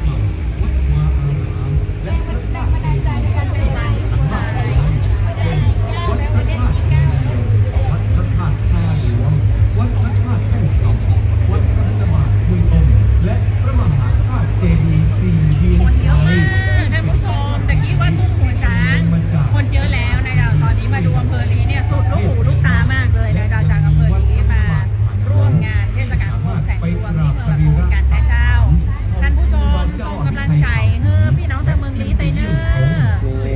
ดแชร์กดหัวใจมา พี่น้องตังลีตอยนะเจ้าน้องๆหนูๆรำนกยุงกันนำขบวนมาเลยนะเจ้าอันนี้เป็นในจุดที่เราเริ่มเคลื่อนขบวนนะเจ้าออกจากจุดนี้นะเจ้าเดี๋ยวบรรยากาศที่วัดพระธาตุนะเจ้าหน้าวัดพระธาตุเรามีจุดถ่ายทอดอยู่นั้นอีกจุดหนึ่งนะเจ้าถ้าขบวนเริ่มไปถึงบริเวณนั้นแล้วเราจะตัดครับเพื่อท่านไปชมที่หน้าวัดพระธาตุกันนะเจ้า อันนี้นี่เย็นศิระนะลี นอกจากนี้อำเภอลียังมีแหล่งท่องเที่ยวทางธรรมชาติ ท่านในอำเภอลีนะเจ้ากับท่านนายกอิงกาชาติอำเภอลีนะเจ้าท่านในอำเภอ และการล่องแพลำน้ำแม่ปิงในเขตอุทยานแห่ง ส่ง ชาก ำลั ติ งใจ แม่ ให้อำ ปิ เภอง ลีตอยนะเจ้าท่านผู้ชมที่ชมถ่ายทอดสดอยู่เนาะโอ้ลีสวยงามมากโคมปัญหาพร้อมกับแสงไฟในโคมเลยเนอะ เพิ่นจุดหรือว่าเพิ่นเป็นทานอะไรอย่างนี้ มันมีไฟอยู่ข้างในด้วยมาพร้อมกับดวงไฟเลยอำเภอลีขอเสียงหน่อยจ้าส่งหัวใจให้อำเภอลีหน่อยนะจ้าพี่น้องจากอำเภอลีมาเยอะมาก เป็นชนเผ่าที่มีวิถีอัตลักษณ์วัฒนธรรมที่โดดเด่นรักความสงบมีความสมัครสมานสามัคคีเสียสละอดทนและยึดมั่นในหลักธรรมแห่งพระพุทธศาสนาจนเป็นคนทำให้หมู่บ้านชุมชนในอำเภอลีเป็นหมู่บ้านรักษาศีลห้านำร่องแห่งแรกของประเทศไทย บ้านรักษาศีล5ของประเทศไทย ดังนั้นการตกแต่งโคมและนาของอำเภอลีจึงได้นำวิธีการแต่งกายของพี่น้องชนเผ่ากะเหรี่ยงมาถ่ายทอดสู่สายตาทุกท่าน โดยเฉพาะเสื้อกะเหรี่ยงที่ใจสวมใส่นั้นจะเย็บด้วยมืออย่างประณีตสวยงามและสามารถสวมใส่ได้ทั้งด้านหน้าและด้านหลัง ซึ่งเป็นการบ่งบอกว่าพี่น้องชนเผ่ากะเหรี่ยงของเขานั้น มีความซื่อสัตย์และจริงใจทั้งต่อหน้าและรับหลัง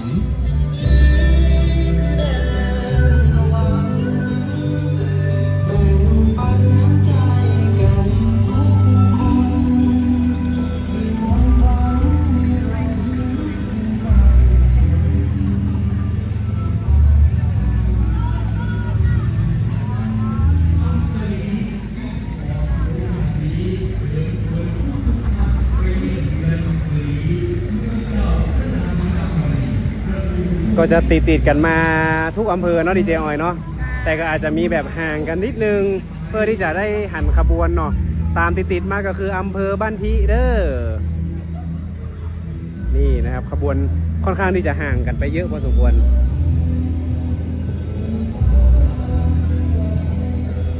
ตอนนี้นะครับจุดที่ดีเจเอกับดีเจออยอยู่นี่คือ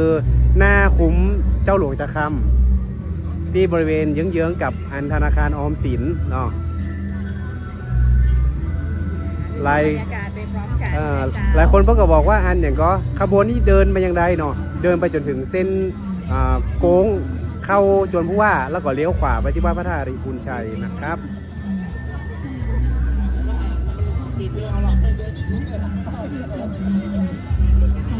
อันนี้จากอำเภอ บ้านทิเจ้าอำเภอบ้านทีเดินขบวนนำไปหมดแล้ว สวัสดีครับท่านประหลัดนี่ครับผม บ้านทีก็สวยงามนะเจ้าเปิ้ลมาในคอนเซปต์ชุดแบบไตลื้อบ้านทีก็เด่นในเรื่องของเมืองสามไตไทยลื้อไทยยองไทยยวน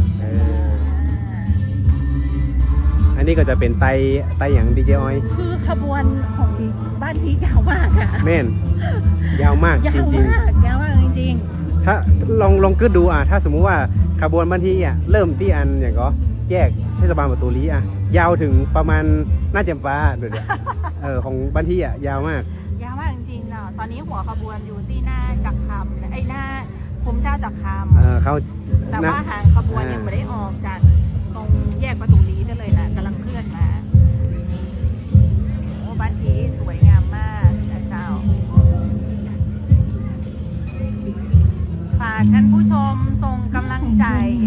อำเภอลีอำเภอตุ้งหัวจางและอำเภอบ้านที่นะเจ้าผ่านไป3อำเภอแล้วนะเจ้าเมืองคนดีมีศีลธรรมงามไพเราะนะเจ้า ปืนไทยยอง มาร่วมใจเปล่งประกายแสงโคมยังศรัทธานับพันดวงทรงแสงสว่างเปล่งประกายตลอดเส้นทางนี้เพื่อถวายเป็นพุท ท้อ ธ ง บู ถิ่น ชา คนขยัน และร่ว มุ่ ม ง สื มั่น บสา พั นวั ฒ ฒ นาน ธรรมล้ำค่า สถานศึกษา ร้อย ดี เห็ เด่ น น ทุกด และ วง เรา ใจ รวม ด้วย พ แส ลัง ง สา โคม มัค แห่ง คี ศรัทธาเพื่อหลับเป็น เจ๊ถามว่าอันนี้ชุดอะไรอย่าง ตล นี้ อด นะ ไป ชุดแรกขบวนแรกคือ ไทยลือ ของอำเภอบ้านผีเจ้า ไทยลือที่เพิ่นปินย่องนะปินย่องแบบลือเนาะเหมือนกันเนี่ยดีเจอ้อยเนาะ เจ้าเหมือนเนาะ เพิ่นว่ามันเหมือนกันหันหน่อยหนึงพี่ เหมือน ต้องคือดีเจแอร์แล้วล่ะ ดีเจอ้อยของดีเจแอนี่เป็นตั้งปลาซักปลาสร้างหุ่น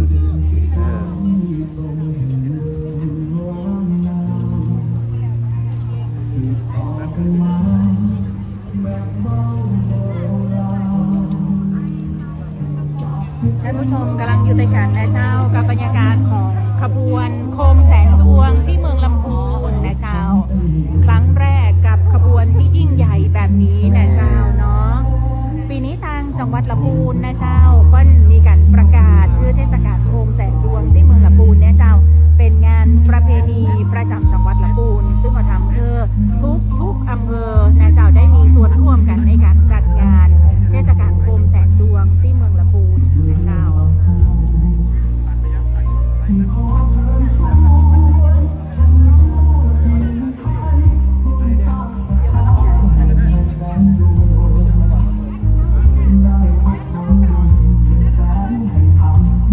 เดี๋ยวจะตัด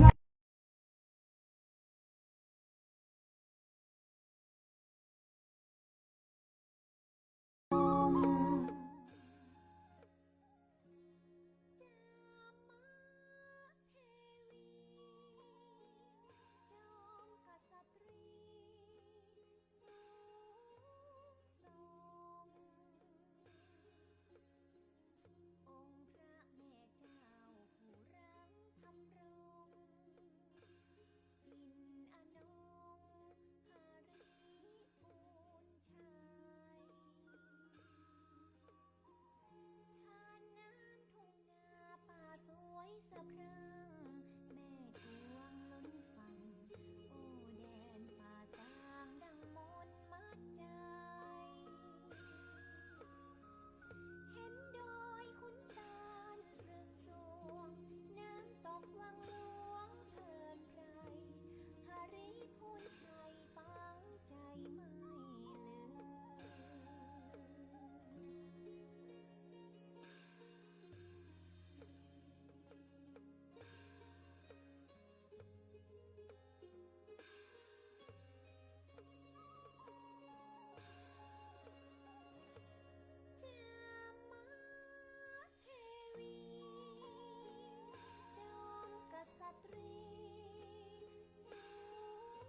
ในถิ่นกำเนิด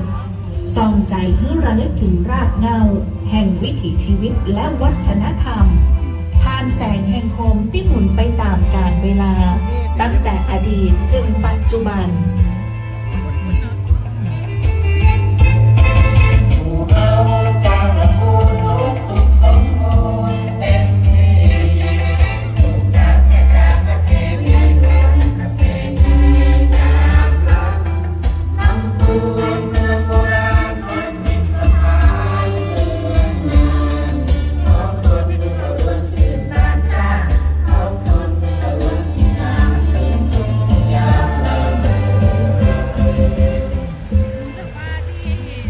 หน้าวัดพระธาตุขบวนยังมาถึงเสื้อนะคะ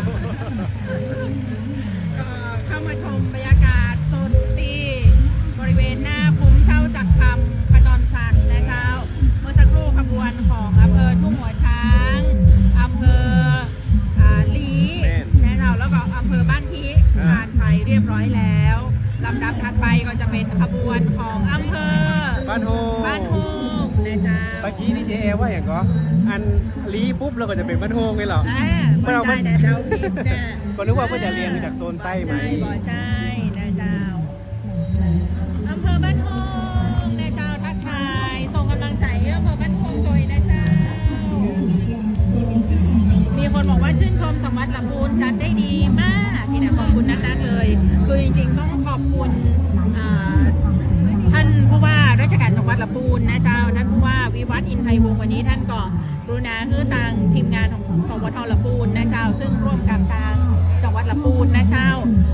จัดกิจกรรมนะเจ้าเนาะเรื่องของการพามาชมนะผู้ว่าพาดูนะเจ้าจากโครงการประชาสัมพันธ์ผู้ว่าพบประชาชนนะเจ้ามาดูบรรยากาศการจัดงานคือปีนี้ท่านผู้ว่าราชการจังหวัดนะเจ้าเปิ้ลก็ประกาศคือการจัดงานเทศกาลโคมแสนดวงนะเจ้าเป็นงานประเพณีประจำจังหวัดโดยมีทางวัดพระธาตุเนี่ยจะเป็นศูนย์กลางของการจัดงานซึ่งก็จะเห็นว่าปีนี้เลยมีขบวนและมีความคึกคักเท่าที่เคยมีมาปีนี้เนี่ยคึกคักสุดๆเลย แม่8 อำเภอเนาะมากันหมดเลยวันนี้นะ ส่งกำลังใจให้อำเภอบ้านทองเลยจ้า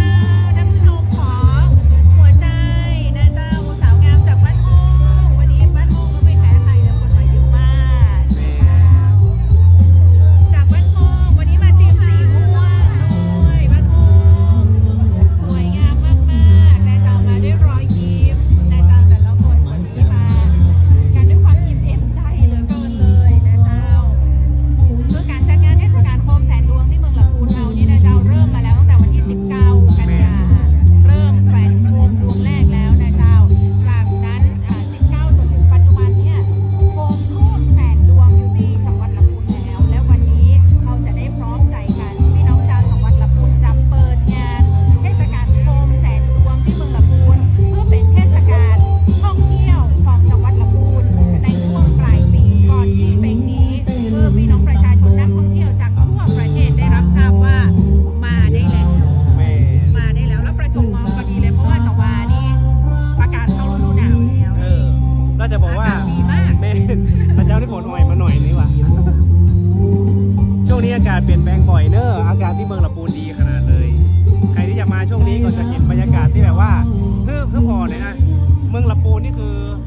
สวยอ่ะ ประดับยาวไปอยู่ถึงหน้าจวนผู้ว่าพูดเลย เจ้า เออ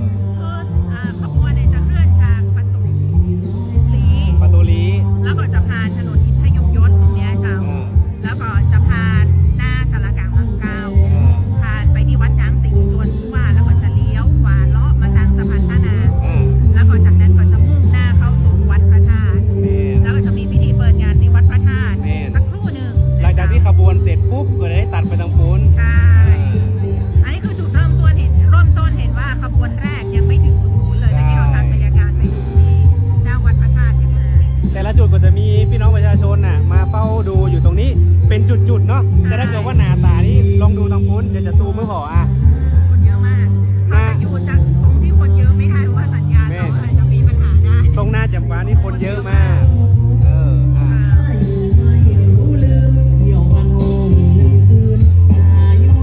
อันนี้มันโฮม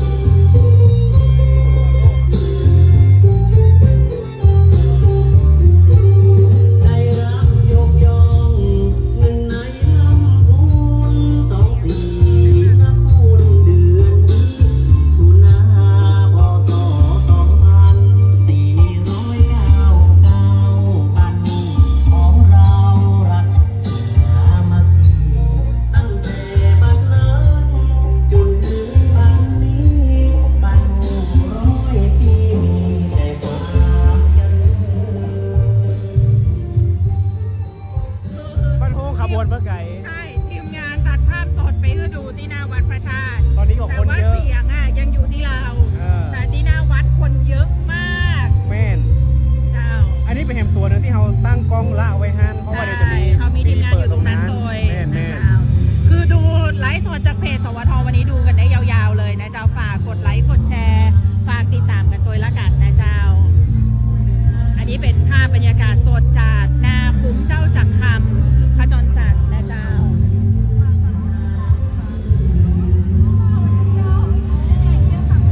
มาเที่ยวเหรอคะนี่ดีเจแอร์แขกบ้านแขกเมือง แขกบ้านแขกเมือง จากเมื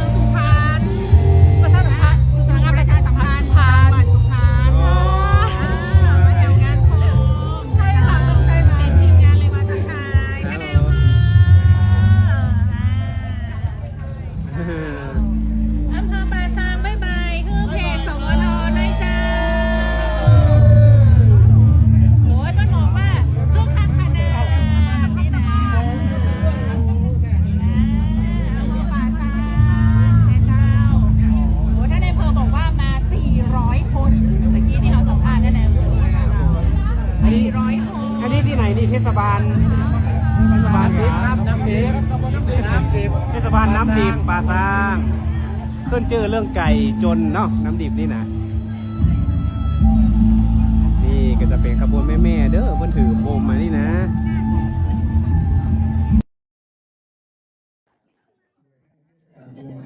ที่เมืองสุรินทร์เป็นจุดมุ่งหมายหลักดึงดูดให้นักท่องเที่ยวเดินทางมาเยือนรวมถึงผลักดันให้เทศกาลโคมแสนดวงเป็นประเพณีประจำกลุ่มจังหวัดภาคเหนือตอนบนและยกระดับให้เป็นงานประเพณีในระดับนานาชาติ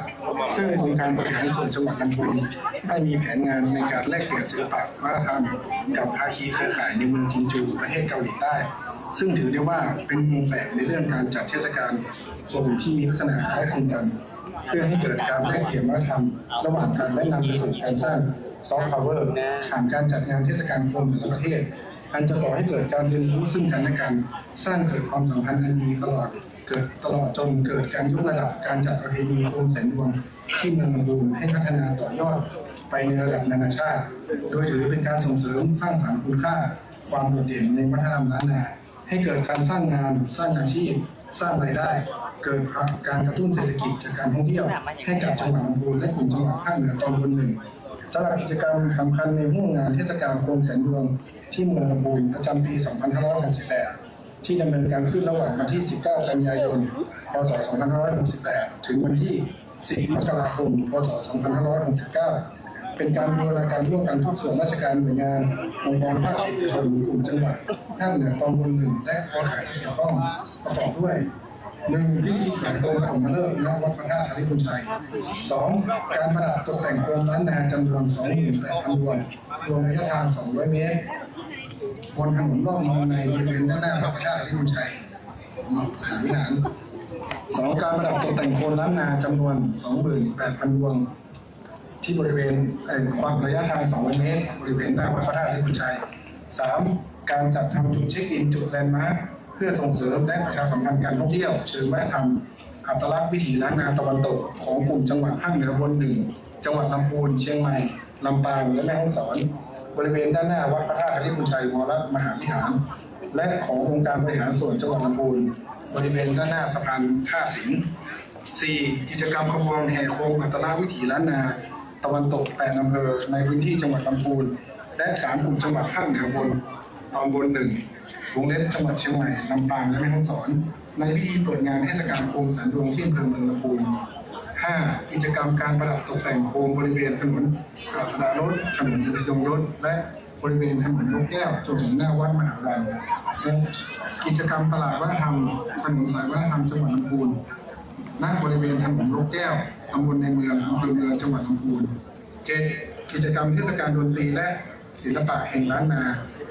อาร์ตแอนด์มิวสิกเฟสติวัลณบริเวณประตูท่านายอำเภอเมืองจังหวัดลำพูน 8. การประดับตกแต่งโคมบริเวณลานอนุสาวรีย์พระนางจามเทวีการจัดกิจกรรมประกวดปล่อยโคมลอยแฟนซีณศาลากลางจังหวัดลำพูน 9. กิจกรรมไนท์มาร์เก็ตแอดลำพูนณบริเวณถนนบางซ้ายอำเภอเมืองลำพูนจังหวัดลำพูน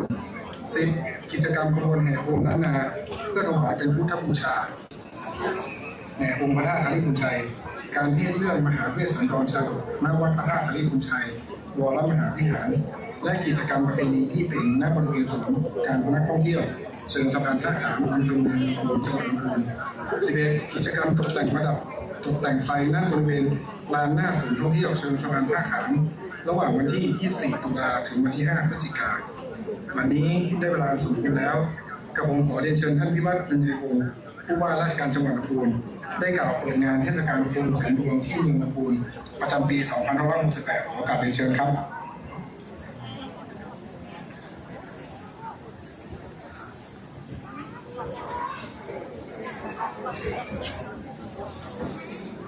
กล่าวนมัสการพระเทพรัตนนายกท่านเจ้าวาดวัดพระธาตุหริพุนชัยวรมหาวิหารท่านเจ้าคณะจังหวัดลำพูนเรียนท่านรองผู้ว่าการจังหวัดลำพูนท่านผู้พิพากษาศาลเยาวชนและครอบครัวจังหวัดลำพูนท่านปลัดจังหวัดลำพูนท่านหัวหน้าส่วนราชการท่านนายอำเภอทุกอำเภอท่านนายกองค์การบริหารส่วนจังหวัดลำพูนท่านผู้แทนนายกเทศมนตรีเมืองลำพูนและผู้บริหารองค์กรปกครองส่วนท้องถิ่น พี่น้องกำนันผู้ใหญ่บ้านตลอดจนแขกผู้มีเกียรติทุกท่านครับ ผมรู้สึกยินดีและเป็นเกียรติอย่างยิ่งที่ได้มาเป็นประธานในพิธีเปิดงานเทศกาลโคมแสนดวงที่เมืองลำพูนประจำปี 2568 ในวันนี้ เทศกาลโคมแสนดวงที่เมืองลำพูนเป็นเทศกาลที่วัดพระธาตุหริพุนชัยวรมหาวิหารจัดขึ้นเพื่อเป็นการถวายโคมให้เป็นพุทธบูชาตั้งแต่ปี 2555 มาจนถึงปัจจุบันรวมระยะเวลา 13 ปี โดยในปี 2568 นี้ทุกภาคส่วนในจังหวัดลำพูนทั้งภาครัฐภาคเอกชนและภาคประชาสังคมได้ร่วมกันจัดงานเทศกาลโคมแสนดวงที่เมืองลำพูนกับวัดพระธาตุหริพุนชัยวรมหาวิหารให้ยิ่งใหญ่โดยได้ประกาศให้เป็นงานประเพณีของจังหวัดลำพูนและมีขบวนแห่โคมจากกลุ่มจังหวัดภาคเหนือตอนบน3 จังหวัดและอำเภอทั้ง8 อำเภอในจังหวัดลำพูนตลอดจนองค์กรปกครองส่วนท้องถิ่นกำนันผู้ใหญ่บ้านและพี่น้องประชาชนในจังหวัดลำพูนไม่น้อยกว่า 5,000 คนโดยคนแรกเพื่อถวายเป็นพุทธบูชาแต่องค์พระธาตุหริพุนชัยเมื่อวันที่ 19 กันยายน 2568 ที่ผ่านมาและเมื่อวันที่ 20 กันยายน 2568 ได้มีการแขวนโคมเพื่อถวายแด่พระนางจามเทวีณลานอนุสาวรีย์พระนางจามเทวี การจัดงานเทศกาลโคมแสนดวงที่เมืองลำพูนในวันนี้วัดพระธาตุจะแขวนโคมไว้จนถึงวันที่ 15 พฤศจิกายน 2568 ส่วนบริเวณภายนอกวัดจะมีการแขวนโคมบนถนนไปจนถึงวันที่ 10 มกราคม 2569 เพื่อส่งเสริมการท่องเที่ยวของจังหวัดลำพูนและในห่วงระยะเวลาดังกล่าวจะมีกิจกรรมสอดรับกับปฏิทินการท่องเที่ยวในฤดูหนาวของจังหวัดลำพูนอาทิเช่น 3-4 พฤศจิกายนมีการจัดกิจกรรมท่องเที่ยวเทศกาลดนตรีและศิลปะณประตูท่านางวันที่ 5 พฤศจิกายนมีการจัดประเพณีลอยกระทงยี่เป็งณประตูท่านางและสะพานท่าขาม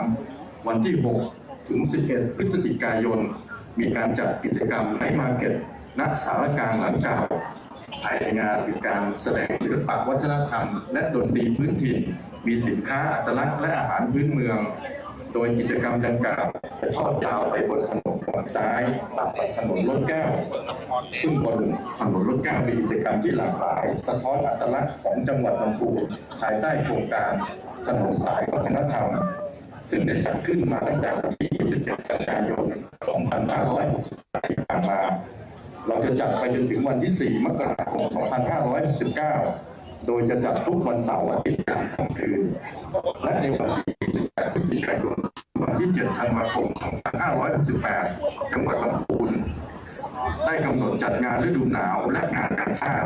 ให้สอดรับกับปฏิทินการท่องเที่ยวในช่วงฤดูหนาวของจังหวัดลำพูนโดยใช้เทศกาลแสนดวงเป็นจุดขายเพื่อดึงดูดนักท่องเที่ยว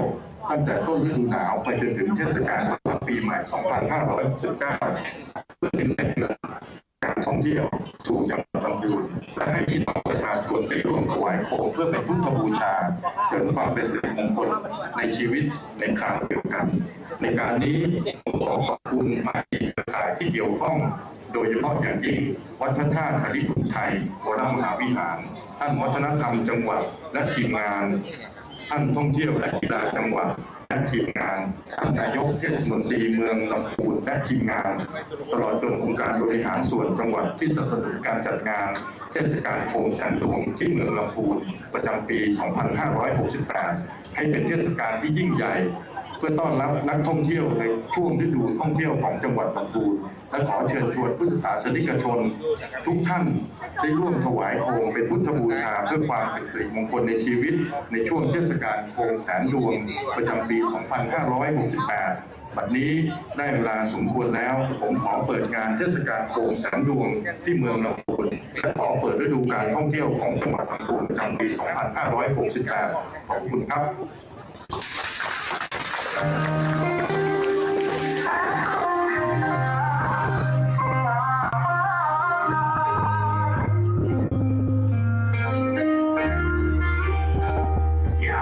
12 years old and we're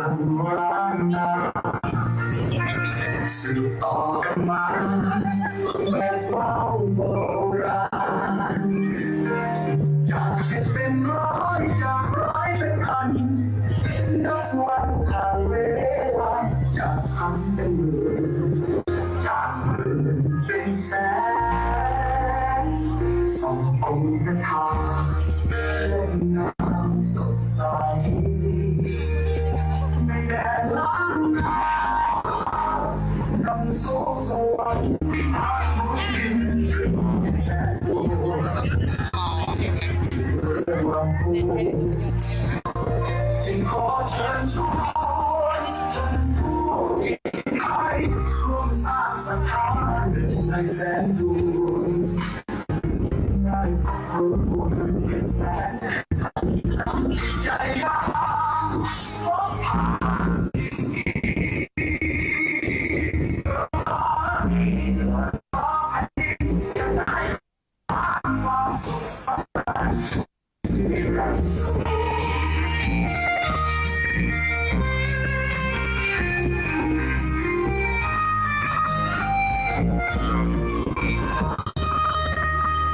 จากสิบเป็นร้อยจากร้อยเป็นพัน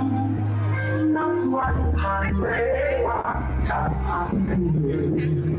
จากหมื่นเป็นแสนส่งองค์เป็นหางดงามสดใสในแดนล้านนาเราสู่สวรรค์ที่มาหมุนเป็นแสนดวงจึงรู้ว่าผู้จึงขอเชิญชวนจนผู้ที่ไทยร่วมสร้างศรัทธาแสนดวงได้พบบุญในแสนแห่งธรรมนำจิตใจงามพบผ่านสิ่งดีเสริมล้างผ่านดินจะได้ความหมายความสุขสำราญเมืองที่รัก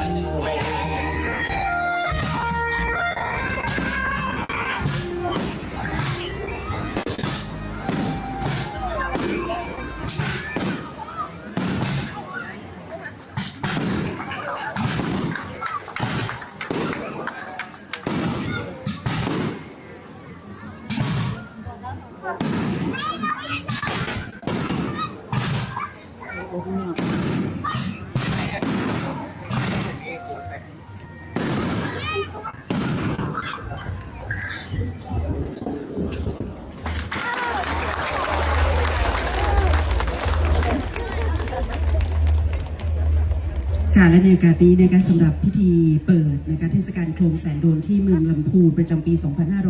2568 นะคะก็ได้เปิดขึ้นอย่างยิ่งใหญ่อลังการนะคะเราก็จะขออนุญาตได้เรียนเชิญในบันทึกภาพนะคะบริเวณด้านหน้านะคะเรียนเชิญท่านวิวัฒน์อินไทยวงศ์ค่ะท่านผู้ว่าราชการจังหวัดลำพูนนะคะท่านแขกผู้มีเกียรติทุกท่านที่เป็นท่านหัวหน้าส่วนนะคะบริเวณด้านหน้านะคะโคมแสนดวงที่เมืองลำพูนนะคะในการบันทึกภาพร่วมกันก่อนและหลังจากนั้นนะคะก็จะเรียนเชิญท่านหัวหน้าส่วนราชการนะคะที่ได้ลงทะเบียนไว้นะคะเดี๋ยวขอความร่วมมือน้องๆนะครับอยู่ด้านข้างๆนะครับไปอยู่ด้านข้างแล้วก็ทางให้ทางพี่ๆนะครับจะอยู่ตรงกลางเพื่อจะได้ถ่ายรูปร่วมกันนะครับค่ะสำหรับเทศกาลโคมแสนดวงที่เมืองลำพูนนะคะจะมีต่อเนื่องไปจนถึงวันที่ 10 พฤศจิกายนนี้ที่วัดพระธาตุทะเลพูนชัยวรมหาวิหารนั่นเองค่ะเป็นการจัดงานที่ยิ่งใหญ่ที่สุดนะคะในการจัดเทศกาลโคมแสนดวงที่เมืองลำพูนตั้งแต่เคยมีมานะคะปีนี้เราบรรดาเป็นเขาเรียกว่าเป็นการประดับตกแต่งนะคะรังสรรค์นะคะเมืองลำพูนให้ดุจสวงสวรรค์นะคะถือว่าปีนี้ได้รับคำชมมากมายนะครับไม่ว่าจากทางผู้ที่มาชมเองหรือว่าทางโซเชียลมีเดียนะครับบอกว่าลำพูนปีนี้จัดได้ยิ่งใหญ่และก็สวยงามจริงๆนะครับค่ะก็ต้องนะคะขอบพระคุณนะคะทุกท่านด้วยนะคะที่มีส่วนช่วยนะคะให้เทศกาลนี้นะคะได้รับความนิยมแต่ส่วนหนึ่งก็คือท่านที่มาถวายโคมก็คือตามอานิสงส์ของการถวายโคมที่เป็นความเชื่อของคนล้านนาในเทศกาลยี่เป็งนะคะว่าผู้ที่มาที่นี่สามารถที่จะถวายโคมด้านในได้ด้วยใช่ไหมครับได้ค่ะด้านในนะคะท่านก็จะเขียนชื่อนะคะนามสกุลอธิษฐานต่างๆ นะคะโดยอานิสงส์ของการถวายโคมนะคะก็คือเป็นเรื่องของทำให้เกิดปัญญานะคะชีวิตสว่างไสวรุ่งโรจน์นะคะแล้วก็ได้ทำนุบำรุงนะคะพระพุทธศาสนาด้วยค่ะ Now the official opening ceremony is by the Governor of Lamphun, Mr. Virat in Taiwan, and also reported by Mr. Virade, who visit the presence of Lamphun Provincial Administrative Organizations has been completed, and now they're just taking a photograph to remark of the opening ceremonies of the Lamphun 100,000 Lantern Festival of 2025. ค่ะในช่วงนี้นะคะขอเรียนเชิญท่านวิวัฒน์อินไทยวงศ์นะคะท่านผู้ว่าราชการจังหวัดลำพูนนะคะท่านหัวหน้าส่วนราชการนะคะโดยวันนี้มีท่านรองโยธินประสงค์ความดีนะคะเรียนเชิญท่านวีรเดชผู้พิสิทธิ์ค่ะนายกองค์การบริหารส่วนจังหวัดลำพูนและที่สำคัญนะคะพระเดชพระคุณนะคะพระเทพรัตนนายกเจ้าวาดวัดพระธาตุหริพุนชัยนะคะเจ้าคณะจังหวัดลำพูนค่ะกราบนิมนต์นะคะบริเวณด้านบนที่รับรองที่เราจัดเตรียมไว้นะคะสำหรับบริเวณด้านบนนะคะก็จะขออนุญาตได้เป็นในส่วนของท่านหัวหน้าส่วนราชการนะคะที่ได้ลงชื่อใช่ค่ะ So now the governors and also the presence of Lamphun Provincial Administrative Organization and also the efforts of Pratari Punchai Temple and also the leaders and master of all Lamphun Provincial Administrative will just come up here on the stage to witness the beauty of the procession. So the procession will be from my left-hand side, which is along the road here all the way. So we're not just going to the temple. So please kindly make the way for the procession to pass to. ขอความกรุณานะครับเดี๋ยวสักครู่หนึ่งจะขบวนนะครับจะผ่านจากทางหน้านะครับโดยผ่านหน้าวัดไปเลยนะครับจะไม่ได้เข้าวัดนะครับบริเวณด้านหน้านี้นะคะเดี๋ยวคงจะขออนุญาตได้หลบซ้ายขวานะคะเพราะว่าเพื่อเป็นทางให้กับขบวนที่ยิ่งใหญ่นะคะได้ผ่านสู่สายตาของทุกท่านค่ะซึ่งวันนี้ตามที่ข้อมูลนี้จะมีทั้งหมดเกือบ15ขบวนนะคะเกือบ15ขบวนเลยทีเดียวถือว่าเป็นยิ่งใหญ่มากนะครับใช่ค่ะและที่สำคัญค่ะดิฉันก็ตื่นเต้นนะคะเพราะว่าปีนี้เรามีขบวนแห่โคมอัตลักษณ์วิถีล้านนาตะวันตกของ3จังหวัดซึ่งเป็นกลุ่มจังหวัดนะคะก็คือจะมีเชียงใหม่ลำปางและก็แม่ฮ่องสอนถ้าไม่นับของลำพูนซึ่งลำพูนของเรามาทั้งหมด8อำเภอด้วยกันค่ะAltogether here only this year we brought around 15 processions altogether, and one of the exciting legacy apart from Lamphun participations. This year we have 11 processions that showcasing the Lanna Western ways of life identity that comprise of Chiang Mai, Lampang, and Mae Hong Son that joining us for this year too. ค่ะโดยเราจะเริ่มต้นนะคะด้วยขบวนแห่โคมในเทศกาลโคมแสนดวงที่เมืองลำพูนประจำปี 2568 ด้วยวงดุริยางค์นำขบวนและป้ายชื่องานนะคะที่หลายๆคนอยากมามากนะคะงานนี้เทศกาลโคมแสนดวงที่เมืองลำพูนค่ะ Coming up now, this is the banner of this festival of 100,000 Lantern at Lamphun City. สวยงามมากๆนะคะนี่เพิ่งจะเป็นขบวนแรกนะคะ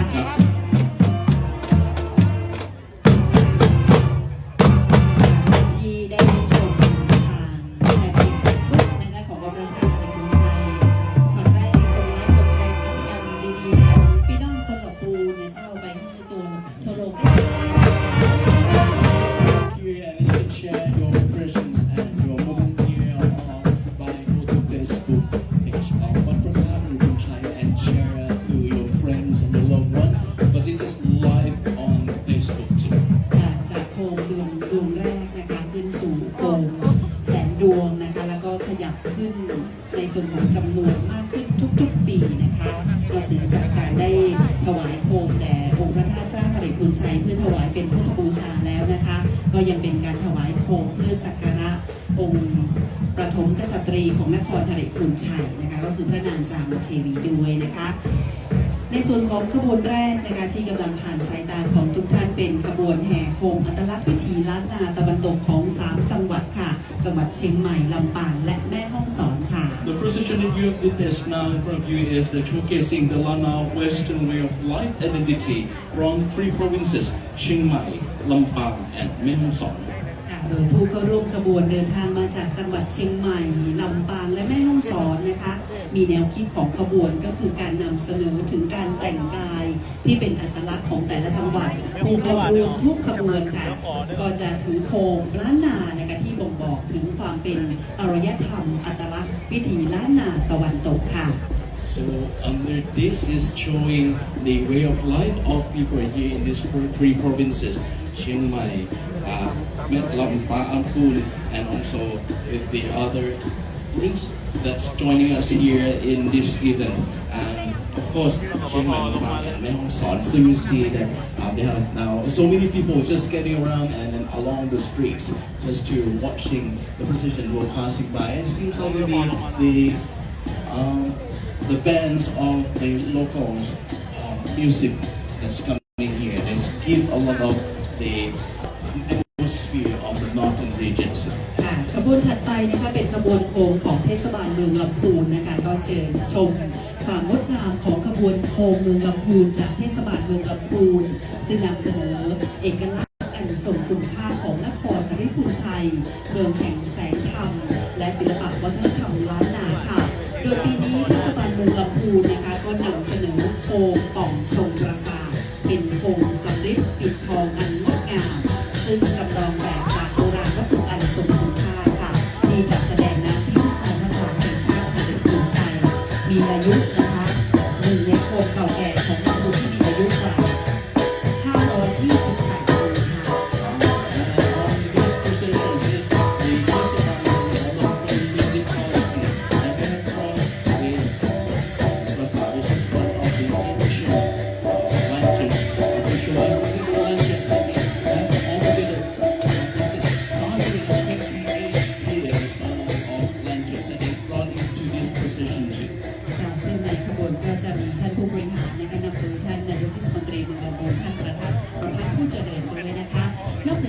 ค่ะในขบวนก็ยังมีการประดับด้วยโคม6เหลี่ยมและโคม8เหลี่ยมซึ่งเป็นเอกลักษณ์ของโคมเมืองลำพูนแสดงถึงปัญญาและแสงสว่างแห่งธรรมะนะคะนำแสงแห่งศรัทธามาสู่หัวใจของผู้เข้าร่วมงานทุกคนค่ะ There is also 6 octagonal and then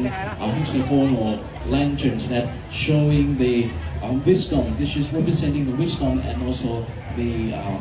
enlightenment in the Dhamma that we bring all together and share with all the participants here in this event for this evening at Prapatari Punchai. ขบวนแห่โคมของเทศบาลเมืองลำพูนปีนี้นะคะยังมีการมีส่วนร่วมของเด็กเยาวชนและประชาชนในชุมชนค่ะที่ร่วมแรงร่วมใจกันรำสานโคมด้วยฝีมือและจิตศรัทธานะคะเพื่อสืบสานประเพณีอันงดงามของเมืองลำพูนให้คงอยู่นะคะในแสงธรรมในตัดนานเท่านานค่ะ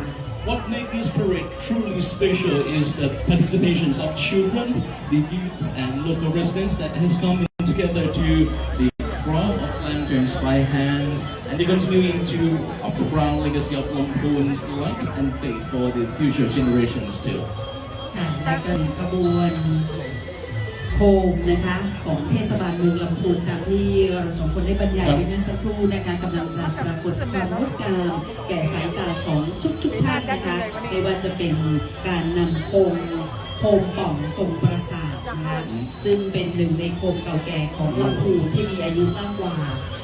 528 ปีนะคะโดยทรงปราสาทของทางภาคเหนือฐานสูงนะคะรองรับองค์เรือน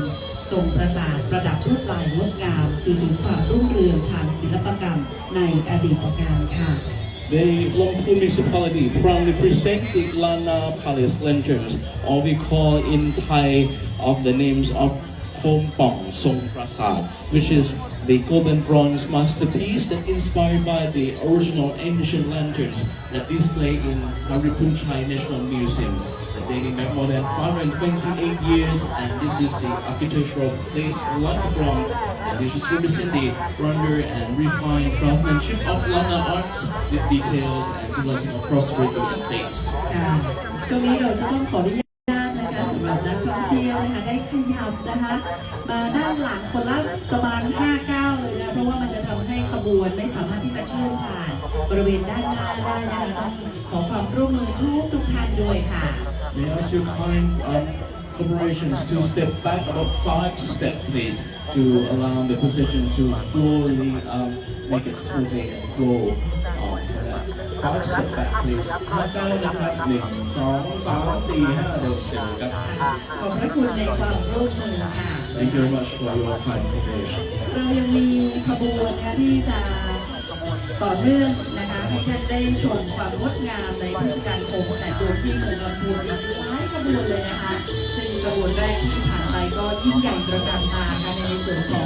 ขบวนแห่โคมอัตลักษณ์วิถีล้านนาตะวันตกของ3จังหวัดเชียงใหม่ลำปางและแม่ฮ่องสอนนะคะและขณะนี้ที่ผ่านสายตาของทุกท่านเป็นขบวนแห่โคมของเทศบาลเมืองลำพูนค่ะ Now the witness is on the screen here. What you see here is from the Lampur municipality. และขบวนถัดไปนะคะก็จะต่อเนื่องความสวยงามนะคะจากอำเภอเล็กๆนะคะของจังหวัดลำพูนที่มีประวัติความเป็นมายาวนานด้วยกับขบวนแห่โคมของอำเภอทุ่งหัวช้างเมืองแห่งความพอเพียงบนเสน่ห์ของธรรมชาติและวัฒนธรรมค่ะ We can now place the position.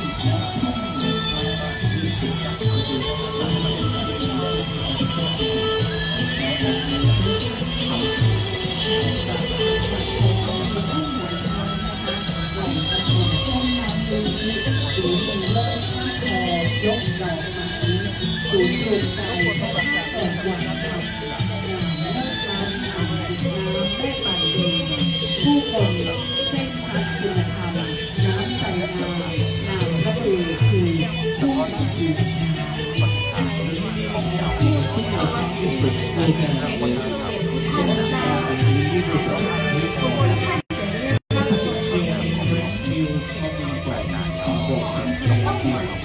Spiritual spirit is the platform from secret beauty of mankind and people's in reality from party. We know being is incredible child. วันเวียนทหารฝึกซ้อมโดยครูอนันต์เตชะราชและครูปานนท์แสงชัยนักแสดงจากชมรมคนรักสุขภาพอำเภอต้องหมายน้ำจังหวัดลำพูนเจ้า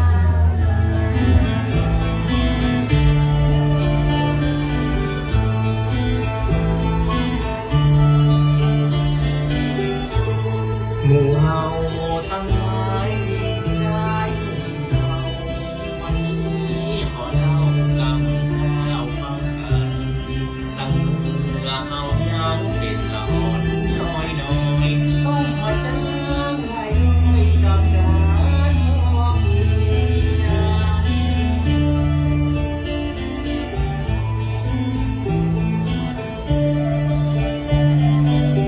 เรามีวิถีชีวิตอยู่กับน้องบางเราตัวข้าก่อนเอามาเป็นจำเสียใจบ่ร้องเอาน้องวันใจใช้ชีวิตหลากหลายไปน้องคุณนักอา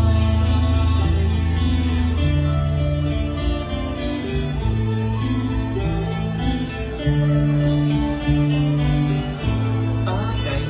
พอคนเมืองลืมสามัคคีเมา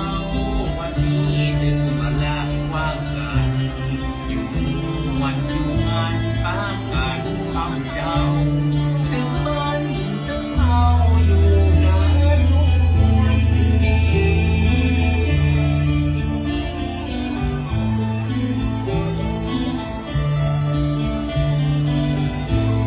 ที่ต่างตรงหน้าเอากระตือได้ใจมีพักมีไม้บ้านลำใหญ่ของลำได้เหียนได้ทำกับของพื้นเมืองเศรษฐกิจเมืองยังเปิดทอง ค่ะและนี่คือขบวนของอำเภอทุ่งหัวช้างนะคะอำเภอทุ่งหัวช้างในจังหวัดลำพูนนั้นเป็นอำเภอชนบทขนาดเล็กที่เงียบสงบนะคะ ให้นั่งลงได้ก่อนครับให้บางผมครับ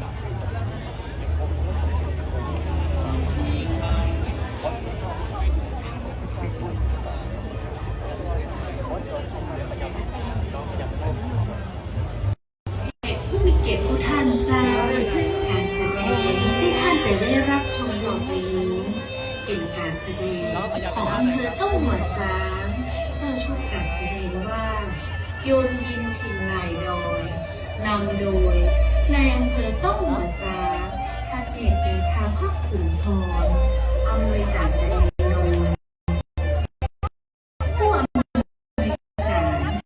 วันเพ็ญทหารฝึกซ้อมโดย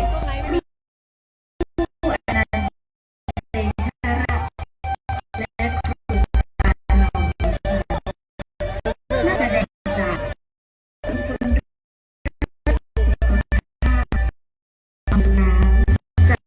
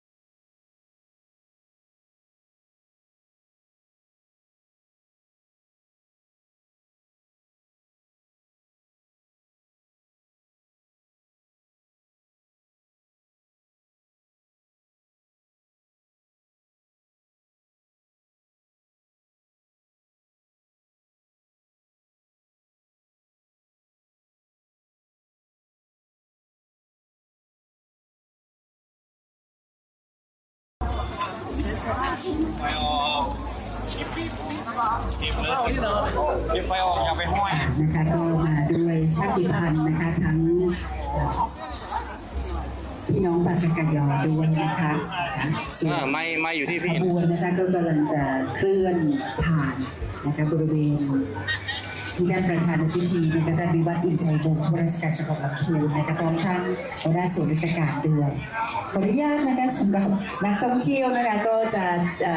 ขอขยับนะคะมาทางด้านหลังนะคะเพราะว่าเดี๋ยวขบวนจะไม่สามารถเคลื่อนผ่านได้นะคะก็จะทำให้ขบวนต่างๆนั้นล่าช้าออกไปนะคะขออนุญาตได้ขยับถอยหลังนะคะมาอีกเยอะๆเลยทีเดียวค่ะเพราะว่าเดี๋ยวยังมีขบวนต่างๆรอที่จะให้ท่านได้ชมความงามอีกหลายขบวนด้วยกันค่ะเดี๋ยวเรานับพร้อมกันดีกว่าครับเพื่อป้องกันคนทั้งหลายจะโดนเหยียบพร้อมกันนะครับถอยหลัง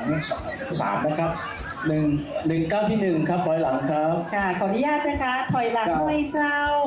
ทอดแท็กมาหน่อยนะเจ้า1 2 3นะคะขยับมาครึ่งหนึ่งนะคะ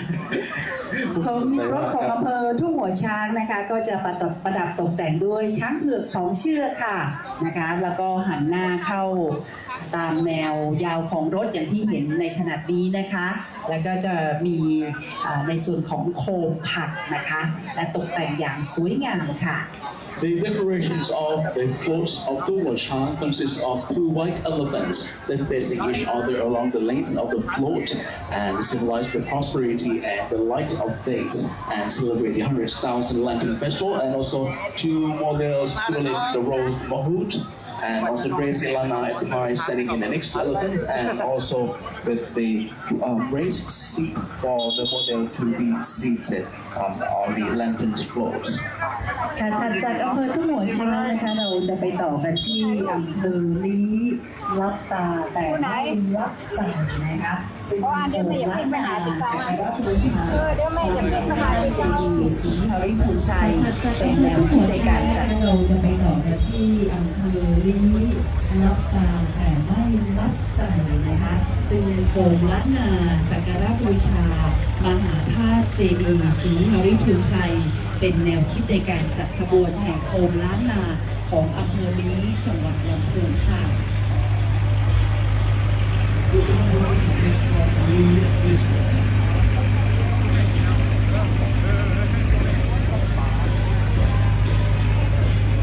ซึ่งในส่วนของขบวนของอำเภอลี้นะคะก็จะได้จัดโคมล้านนาที่แสดงออกถึงวิถีวัฒนธรรมของพี่น้องชาวเขากะเหรี่ยงหรือว่าพี่น้องปากกะยอนะคะซึ่งมีประชากรกระจายตัวอยู่ในแต่ละตำบลของอำเภอลี้นะคะถึง44%ของประชากรทั้งหมดค่ะ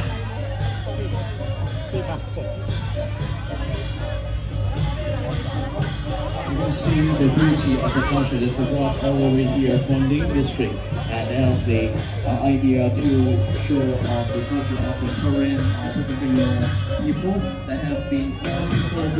of the population of Ling District, and they are very beautiful music and ceremony with their culture and their tradition, and moving smartly in Buddhism. องค์พระธาตุสูงล้ำตระการตาอุทยานแม่ปิงยอเยอะยิ่งพระนางจามรีประเพณีงานนำเลิกถึงกำเนิดนักบุญล้านนานะคะซึ่งขบวนของอำเภอลี้ค่ะนำโดยนายประเชิญสมองดีท่านนายอำเภอลี้นะคะและนางทองที่นางสมองดีท่านนายกกิ่งกาชาติอำเภอลี้ค่ะพร้อมด้วยท่านหัวหน้าส่วนราชการระดับอำเภอข้าราชการผู้บริหารและสมาชิกสภาองค์กรปกครองส่วนท้องถิ่นทั้ง10 แห่งนะคะนอกเหนือจากนี้ยังมีท่านกำนันผู้ใหญ่บ้านและตัวแทนพี่น้องประชาชนทั้ง8 ตำบล99 หมู่บ้านของอำเภอลี้นะคะทั้งหมด320 คนนะคะจากอำเภอลี้ค่ะที่มาร่วมในงานแห่โคมในเทศกาลโคมแสงเดือนของเราในปีนี้ค่ะ This is a truly big and also a lot procession because they have altogether 320 Palestinians in this procession, led by Mr. President of the chief of leadership, also Mrs. Scott along the legal presidents, and also with the leaders and also of the all political organizations, and also senior them also the members of the district. So together, 320 people. Please give a round of applause for clearing up that. ค่ะสำหรับอำเภอลีนะคะถือว่าเป็นประตูเมืองหน้าด่านทางด้านทิศใต้ของจังหวัดลำพูนค่ะมีระยะทางห่างจากจังหวัดลำพูนประมาณ105 กิโลเมตรอำเภอลีเป็นเมืองเก่าแก่ที่มีอายุอยู่ในราวพุทธศตวรรษที่ 18 ถึง 19 ค่ะหรือประมาณปีพุทธศักราช 1800และผู้คนค่ะที่มีค่ะ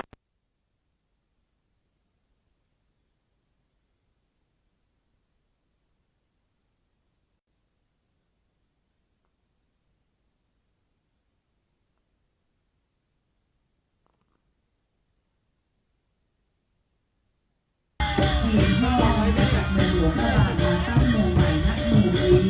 หรืออำเภอลีในปัจจุบันค่ะซึ่งอำเภอลีก็จะมีเสาหลักเมืองซึ่งเป็นการบ่งบอกว่าอำเภอลีเคยเป็นที่ตั้งของเมืองค่ะ Main district is based on the local district, and the overall is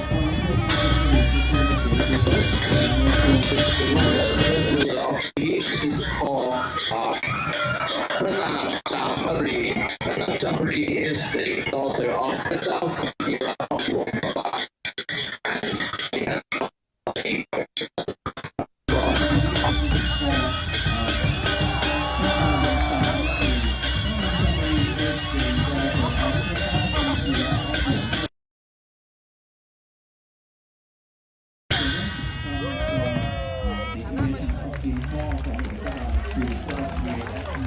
district. So this is one of the places they have the city villas in main district too. ค่ะและก็ขอเสียงปรบมือต้อนรับขบวนจากอำเภอลีด้วยนะคะโดยท่านประเทืองสมองดีท่านในอำเภอลีและพี่น้องอำเภอลีนะคะก็ได้โบกไม้โบกมือกล่าวนะคะ ขอเสียงปรบมือดังๆให้กับพี่น้องชาวลีอีกครั้งหนึ่งครับ น่ารักมากๆเลยนะคะโบกไม้โบกมือนะคะให้กำลังใจกันด้วยที่นี่มีแหล่งท่องเที่ยวนะคะเยอะแยะมากมายเลยทีเดียวนะคะแล้วก็อย่างที่ได้นำเรียนทุกท่านไปนะคะถ้ามีโอกาสก็ไปเยือนอำเภอลีกันนะคะไม่ว่าจะเป็นวัดรักษาศีล 5นะคะในส่วนของวัดวาอารามต่างๆนะคะที่อำเภอลีค่ะ In Lee District, they have many cultural and also tourist attractions, both the ancient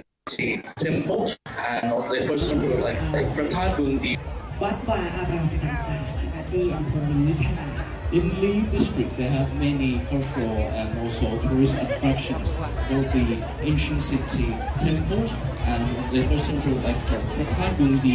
Pratap Haduam, or Pratap Tenkam, and Pratap Hoitong. So there are many things you can see there, so you can witness the 360-degree views of the place that you can see enjoying the beautiful, stunning view in the morning. Also have Wat Ban Pang, which is the birthplace of Kuba Chao Sivishai, the saint of Lana.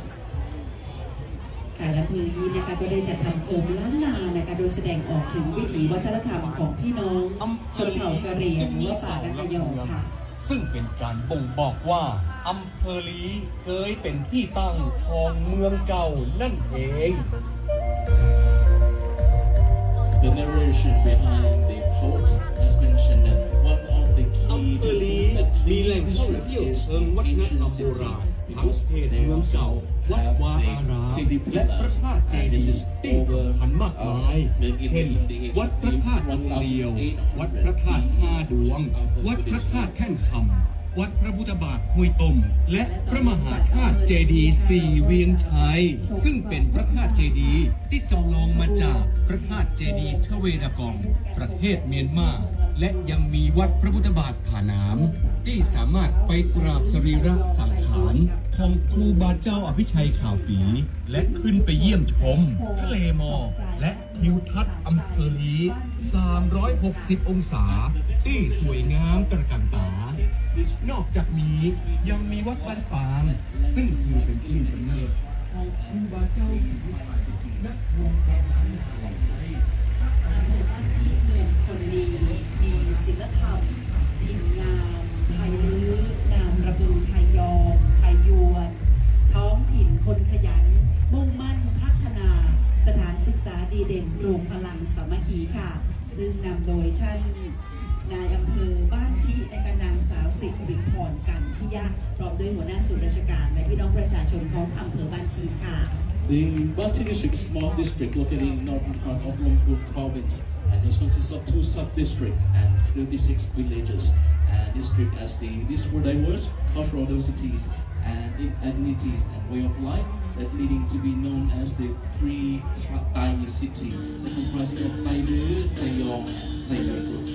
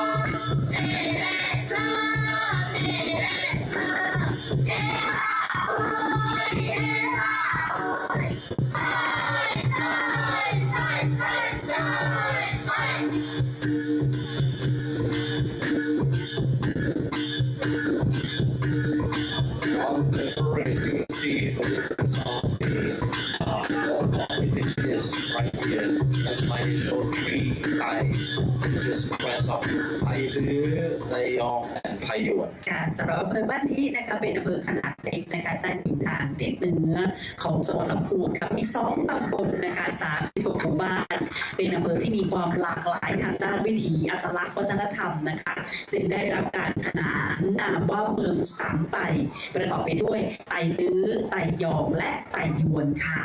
This is the district with the vast array of culture and identities and also the way of life. They literally known as the three Thai city comprising of Thai Lue, Thai Yong and Thai Yuan groups. ค่ะในงานเทศกาลโคมแสนดวงที่เมืองลำพูนนะคะขบวนโคมของอำเภอบ้านชีก็จะมาในรูปแบบแนวคิดวิถีชุมชนงดงามเมืองสามไต่และโคมส่องใจสืบสานวัฒนธรรมค่ะท่ามกลางแสงเงาแห่งดอยงุ้มและพระธาตุคู่เมืองบ้านชิสาวงามเมืองสามไต่ถือโคมผัดวิถีส่องใจสะท้อนความงามวิถีชนแสงแห่งความเชื่อความศรัทธาและความรักในบ้านเกิดค่ะ This is amid in the light and shadow of Doi Um, the sacred stupa of Banti, the beautiful women of three Thai cities that hold rotating lanterns. This lantern medical rotating is the lantern of the illuminating a way of life, who reflects the beauty of people ways of life, the life of belief,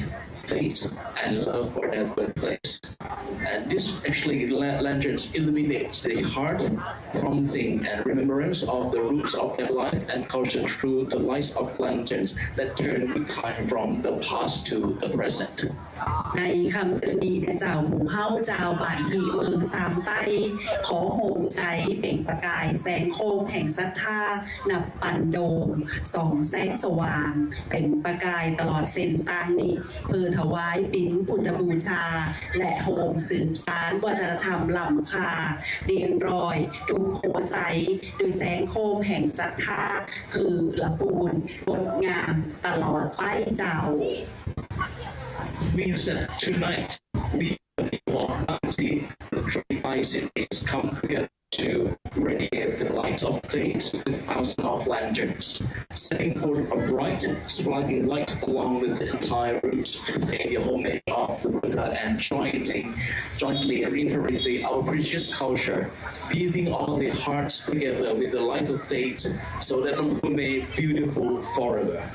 ค่ะหลังจากขบวนแห่โคมของอำเภอบ้านทินะคะบ้านที่แสงโคมแห่งศรัทธา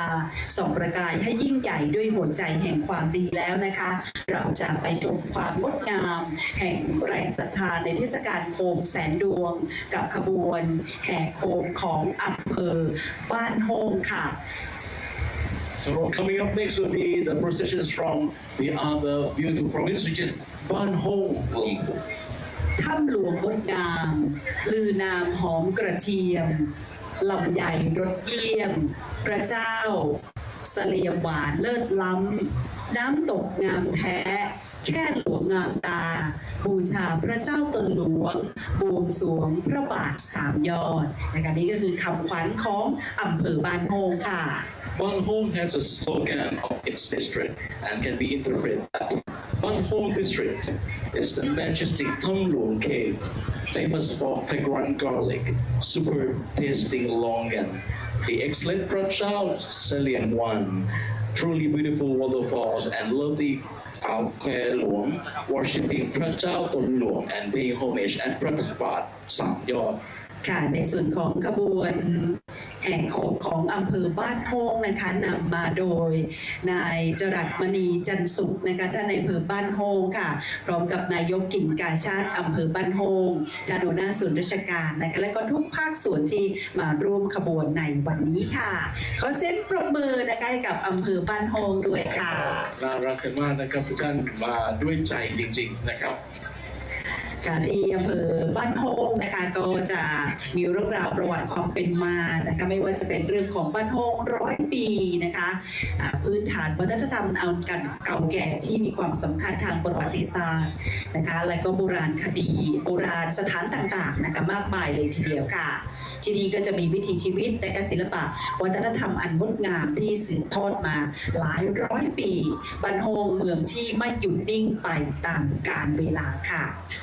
Ban Hong district is one of the long and great historical and archaeological site, which is the of Lamphun province is situated on the plain approximately around 35 kilometers of south of Lamphun city, and this is the place where you can witness the way of life, the art, and the beauty culture that have been passed down for generations to generations. And of course, Ban Hong is the town that does not stand still with the time. ค่ะสำหรับอัตลักษณ์ศิลปะวัฒนธรรมท้องถิ่นของอำเภอบ้านโฮงนะคะบนเส้นทางประวัติศาสตร์ที่ไม่เคยเลือนหายประเพณีโบราณหนึ่งเดียวในโลกก็คือประเพณีแห่แค่หลวงของอำเภอบ้านโฮงจังหวัดลำพูนค่ะงานหัตถกรรมเลิศล้ำนั่นก็คือผ้าทอลายดีนะคะของน้องปลาสวายผ้าทอกี่เอวบ้านห้วยหล่ะงานจักสานไม้ไผ่ที่ขึ้นชื่อลือนามศิลป์ก็คือเรื่องราวของพ่อครูแก้วตาไหลนะคะและก็อาหารพื้นถิ่นขึ้นชื่อค่ะ On the historical part of the naval fix of Ban Hong, the only ancient traditional in the world, the Khae Luang procession traditions of Ban Hong district. The precious handicraft include Pra Tho Lai Di, which is the weaving, and Nong Pla Sawai, woven fabric is all the term is Pa Tho Lai Di, Nong Pla Sawai,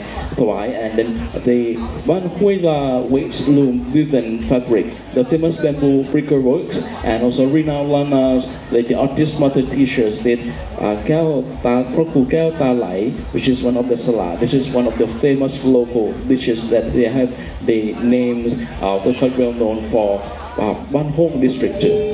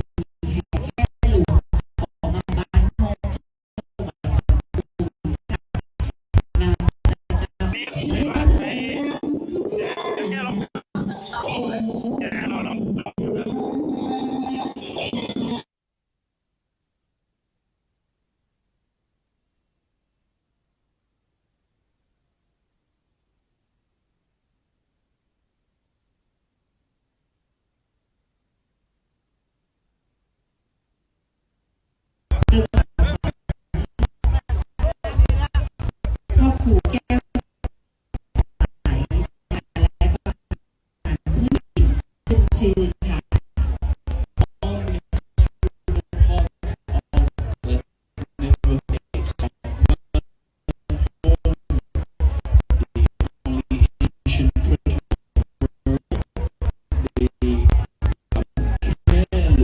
Procession for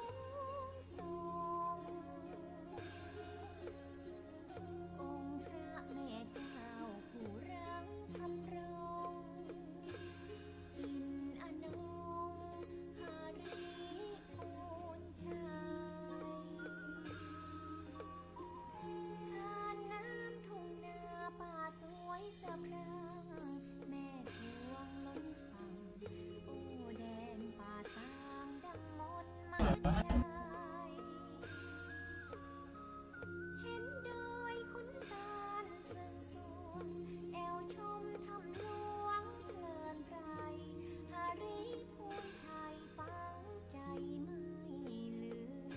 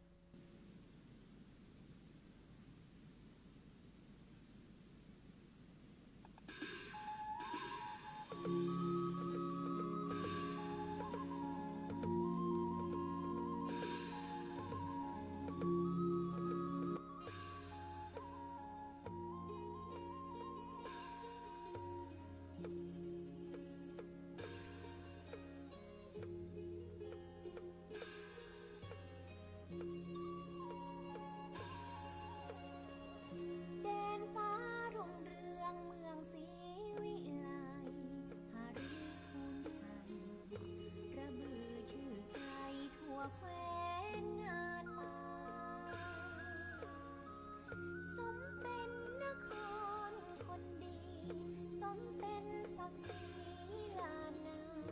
สมคำชมว่าลำพูนเมืองงาม องค์พระธาตุเจ้าหาริพูนชัยคู่เมืองยิ่งใหญ่ของชนทั่วไทยแส่สองเลือนามน้อมเกล้าเนื้อรอยพระพุทธบาทเหมือนทิพย์สถานแวววานส่องแสงพระธรรมแห่งพุทธองค์ จามเทวีจอมกษัตรีสูงส่งองค์พระแม่เจ้าผู้รังทำรงปิ่นอนงหาริพูนชัย ทานน้ำทุ่งนาป่าสวยสะพรั่งแม่กวงล้นฟังโอ้แดนป่าสางดังมนต์มัดใจ เห็นดอยขุนตาลเรืองสวงน้ำตกวังหลวงเพลินไพรหาริพูนชัยปังใจไม่ลืม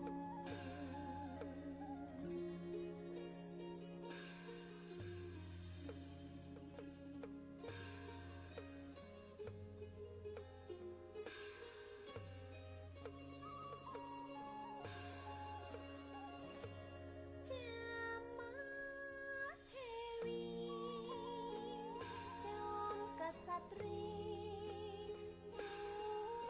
งส่ง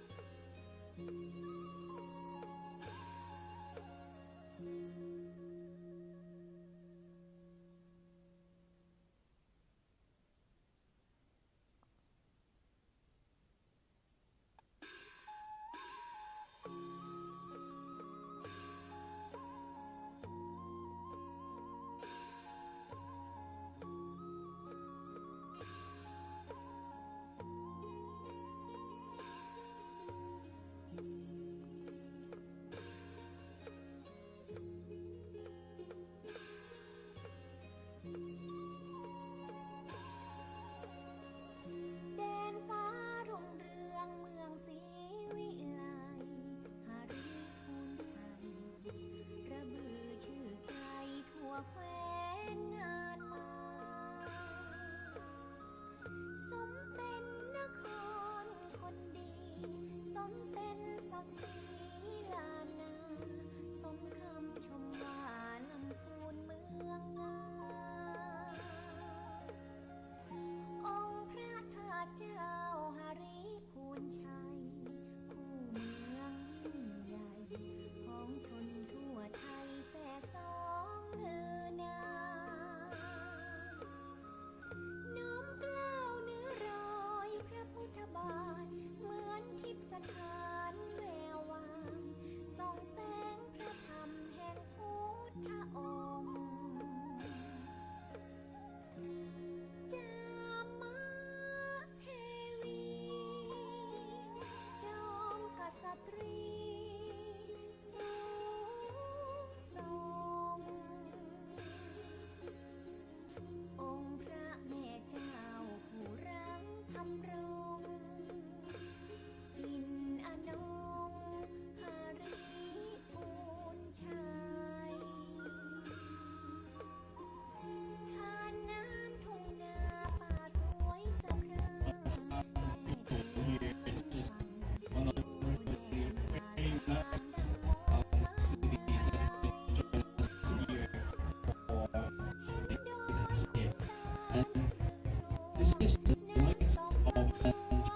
นป่าสางดังมนต์มาเห็นดอยคุณตาสูงน้ำตกน้ำเพลินไรหาริพูนชัยปังใจเลย การที่เปิดอาสาแล้วมีภาพ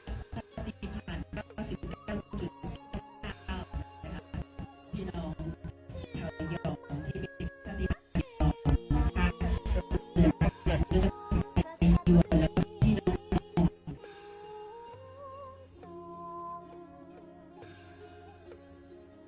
องค์พระแม่เจ้าผู้รังธรรมรงค์อินอนง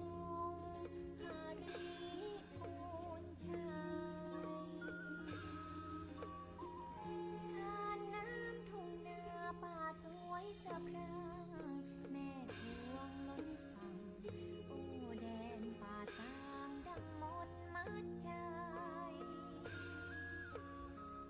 เห็นดอยขุนตาลเรืองสวงแอวชมทำหลวงเพลินไพรหาริพูนชัยฟังใจไม่ลืม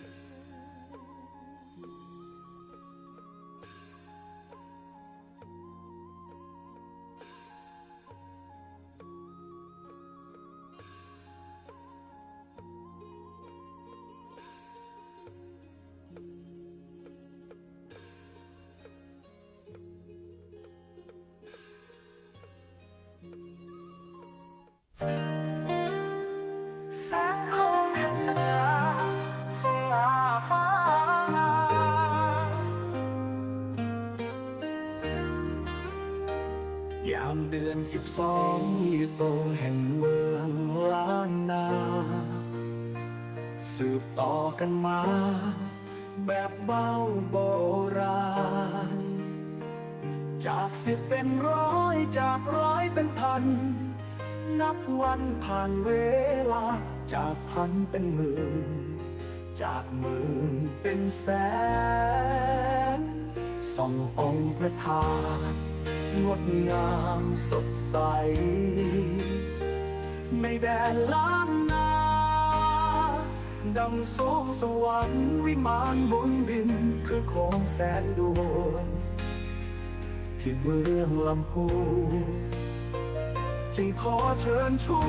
วนชนทั่วถิ่นไทยร่วมสร้างศรัทธาหนึ่งในแสนดวงได้พบผลบุญเห็นแสงแห่งธรรมนำจิตใจงามพบผ่านสิ่งดี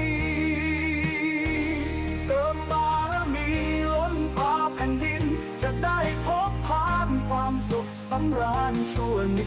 รันดร์ มอยู่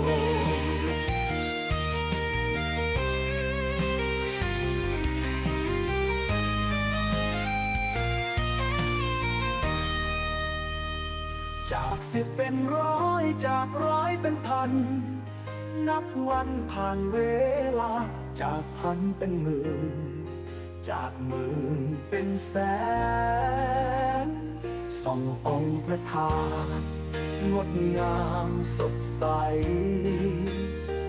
ในแดนล้านนาดังสวงสวรรค์วิมานบนดินคือโคงแสนดวงที่เมืองลำพูนจึงขอเชิญช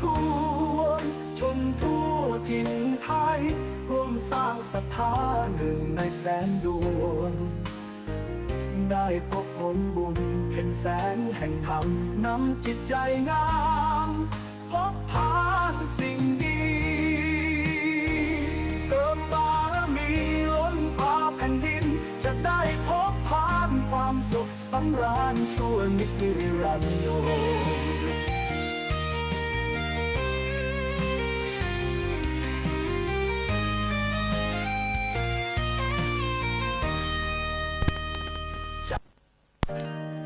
ขอเสียงปรบมือต้อนรับจากขบวนของอำเภอเวียงหนองรองด้วยค่ะ Ladies and please welcome Viet Nong Long procession. ซึ่งอำเภอเวียงหนองรองนะคะก็จะมาด้วยนะคะการนำเสนอ ล้านนาสืบต่อกันมาแบบเบาโบราณจาก10เป็นร้อยจากร้อยเป็นพัน จากอำเภอเวียงหนองล่องดินแดนเล็กๆแห่งความงดงามริมฝั่งน้ำลีที่วันนี้พร้อมเผยแพร่วิถีล้านนาตะวันตกภายใต้แนวคิดศรัทธาความกล้าหาญและความฮึกเหิมของชาวล้านนา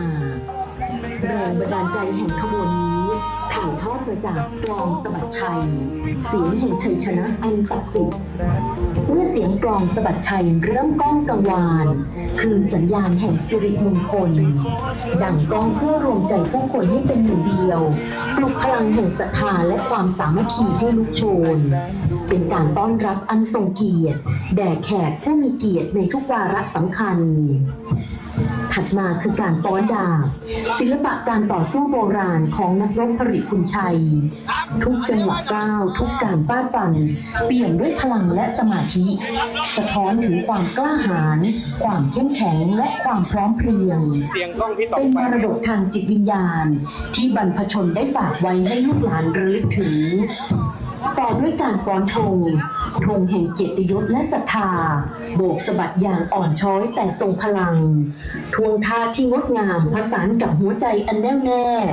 เปรียบดังลมหายใจแห่งชัยชนะและความรุ่งเรืองทุกการโบกสะบัดคือความภาคภูมิใจของชาวเวียงหนองล่องและองค์ประกอบสุดท้ายคือการแสดงโตล้านนาคือความยิ่งใหญ่อลังการแห่งจิตวิญญาณบรรพชนโตหรือหุ่นเชิดล้านนาสื่อถึงสิ่งศักดิ์สิทธิ์ที่คอยคุ้มครองผู้คนในแผ่นดินการไร้รำของโตแต่ละตัวเต็มไปด้วยพลังชีวิตศรัทธาและความเชื่อเชื่อมโยงผู้คนกับธรรมชาติเทพยดาและวิถีแห่งพระพุทธศาสนาเป็นการแสดงที่รวมความงามแห่งศิลปะการเชิดความประณีตของงานฝีมือและพลังแห่งความสามัคคีของผู้ร่วมแสดงทุกคนให้กลายเป็นภาพแห่งศิลปะมีชีวิตที่สะกดทุกสายตาขบวนการแสดงทั้งหมดนี้นำเสนอโดยนักเรียนโรงเรียนวัดบ้านดงคำบุญประชาถกลตำบลวังผางอำเภอเวียงหนองล่องเยาวชนผู้เป็นความหวังของแผ่นดินผู้ตั้งใจสืบสานศิลปะวัฒนธรรมล้านนาตะวันตกให้คงอยู่คู่ความศรัทธาในพระพุทธศาสนาและองค์พระธาตุเจ้าหริพุนชัยศูนย์กลางจิตใจของชาวลำพูนและชาวล้านนาในค่ำคืนนี้เมื่อแสงโคมแสนดวงส่องพร่างพราวทั่วฟ้าเมืองลำพูนขบวนศิลปะวัฒนธรรมจากอำเภอเวียงหนองล่องขอถวายแรงศรัทธาและความภาคภูมิใจนี้เพื่อให้แสงแห่งศิลปะและศรัทธาได้ส่องสว่างอยู่ในหัวใจของพวกเราทุกคนตราบนานเท่านาน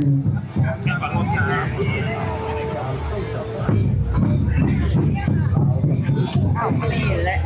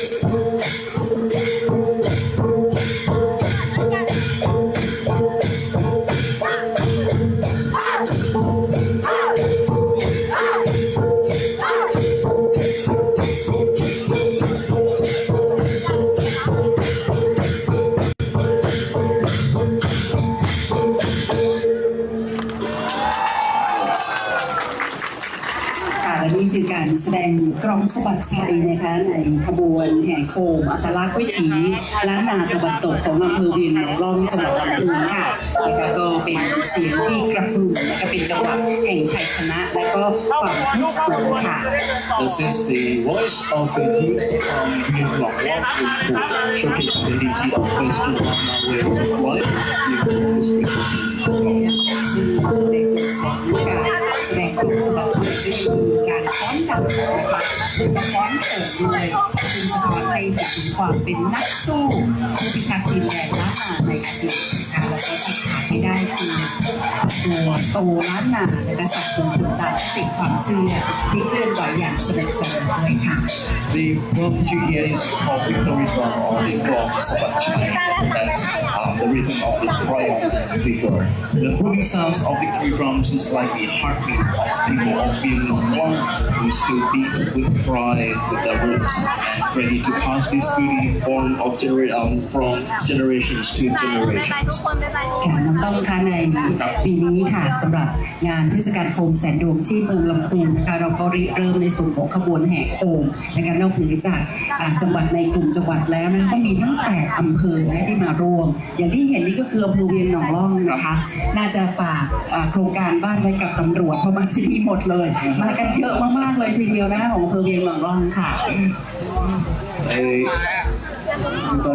You can see the patterns of the national flag, and then the flowing lantern processions representing also Ring Nong Long. They made the blue and sky blue lanterns that have symbolized the river and the abundance of the area of Ring Nong Long. ค่ะในส่วนเดี๋ยวสักครู่นะคะเราจะได้เห็นความงดงามของขบวนแห่โคมอัตลักษณ์วิถีล้านนาตะวันตกของอำเภอเวียงหนองล่องจังหวัดลำพูนนะคะและจะมีทักทายคุณผู้ชมทางแฟนเพจ Facebook ของวัดพระธาตุธริพุนชัยวรมหาวิหารด้วยนะคะที่ได้ทำการถ่ายทอดสดนะคะไปยังคุณผู้ชมที่อยู่ต่างถิ่นต่างแดนกันด้วยและในโอกาสนี้ต้องขอบคุณสถานีวิทยุกระจายเสียงแห่งประเทศไทยและ FM 95 สวทที่มาถ่ายทอดเสียงนะคะให้ได้ติดตามรับฟังกันทางคลื่น95 เมกะเฮิรตซ์95 เมกะเฮิรตซ์ด้วยค่ะ I'd like to greet to all the audience and also the viewers through the Facebook live page, and also I'd like to thank you very much for the audience who listen through the Radio Thailand Lamphun 95 megahertz. And I'd like to be here and then like to solicit you if you get a chance, come here and witness with your own eyes of the beauty of the 100,000 lanterns of Lamphun province. ค่ะก็ต้องขอบคุณนะคะนักท่องเที่ยวทุกท่านที่ได้บันทึกภาพลงโซเชียลมีเดียของท่านด้วยนะคะถ้าจะติดแฮชแท็กเทศกาลโคมแสนดวงที่เมืองลำพูนก็จะขอบพระคุณเป็นอย่างสูงค่ะและในโอกาสนี้นะคะสำหรับขบวนโคมที่เป็นตัวแทนของอัตลักษณ์เวียงหนองล่องนะคะโคมลายธงชาติส่องสว่างโดดเด่นงดงามด้วยสีแดงสีขาวและสีน้ำเงินสะท้อนถึงความรักความสามัคคีและความจงรักภักดีต่อแผ่นดินไทย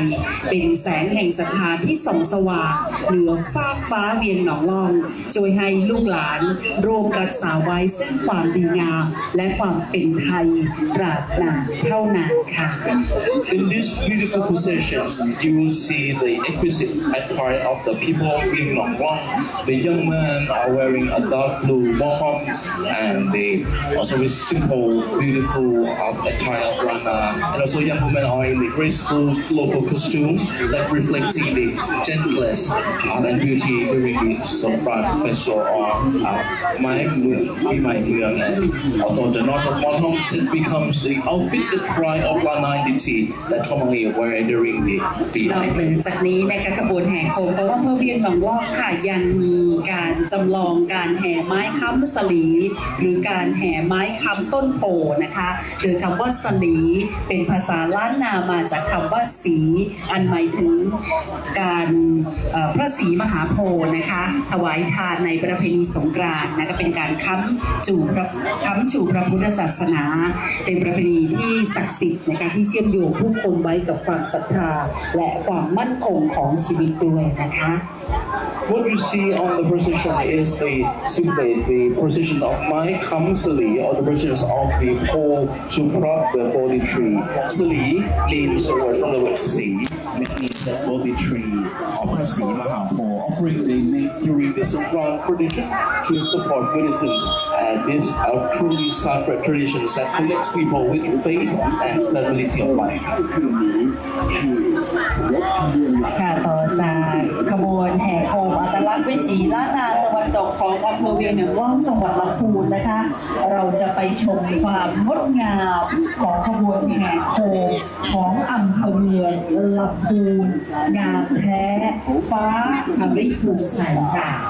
And coming up next is one of the MP and district. The things of Mương Lampun district, truly beautiful under the sky of Haripunchai. ค่ะในส่วนของขบวนของอำเภอเมืองลำพูนงามแท้ฟ้าหาริพุนชัยนะคะก็กำลังจะเคลื่อนมายังบริเวณตลาดที่นะคะของท่านประธานก็คือท่านพิวัตรอินชัยวงศ์เป็นผู้ว่าราชการจังหวัดลำพูนที่ยังนั่งชมตั้งแต่ขบวนแรกนะคะซึ่งวันนี้มีทั้งหมด12ขบวนด้วยกันนะคะนอกจากนี้ยังมี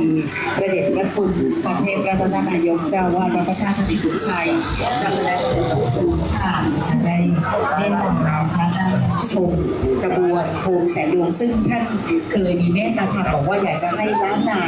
เป็นเมืองแห่งโคมด้วยนะคะจะสังเกตการช่วงยี่เป็งเนี่ยไม่เฉพาะจังหวัดลำพูนนะคะต้องจะมีโคมต่างๆโคมล้านนาประดับไปทั่วเมืองก็คือจุดเริ่มต้นก็คือเป็นการจุดประกาศนะคะในการถวายโคมที่วัดพระธาตุหริพุนชัยวรมหาวิหารด้วยค่ะ This is to present the emphasizing of the lights and also the effort they have trying to put and make the promotion for London lanterns to make it renowned for all over the world.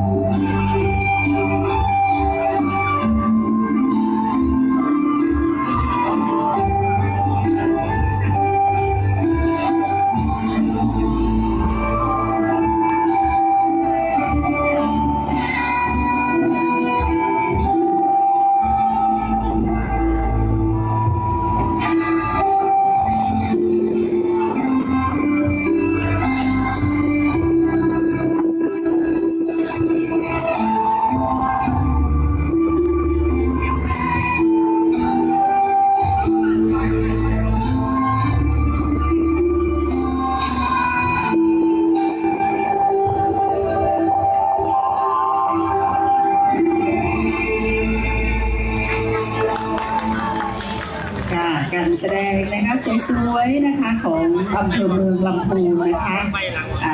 นักแสดงระวังไฟนิดนึงนะคะ ไว้หน่อยนะครับไว้หน่อย ข นะ อบ ครั คุณด้วยนะที่มา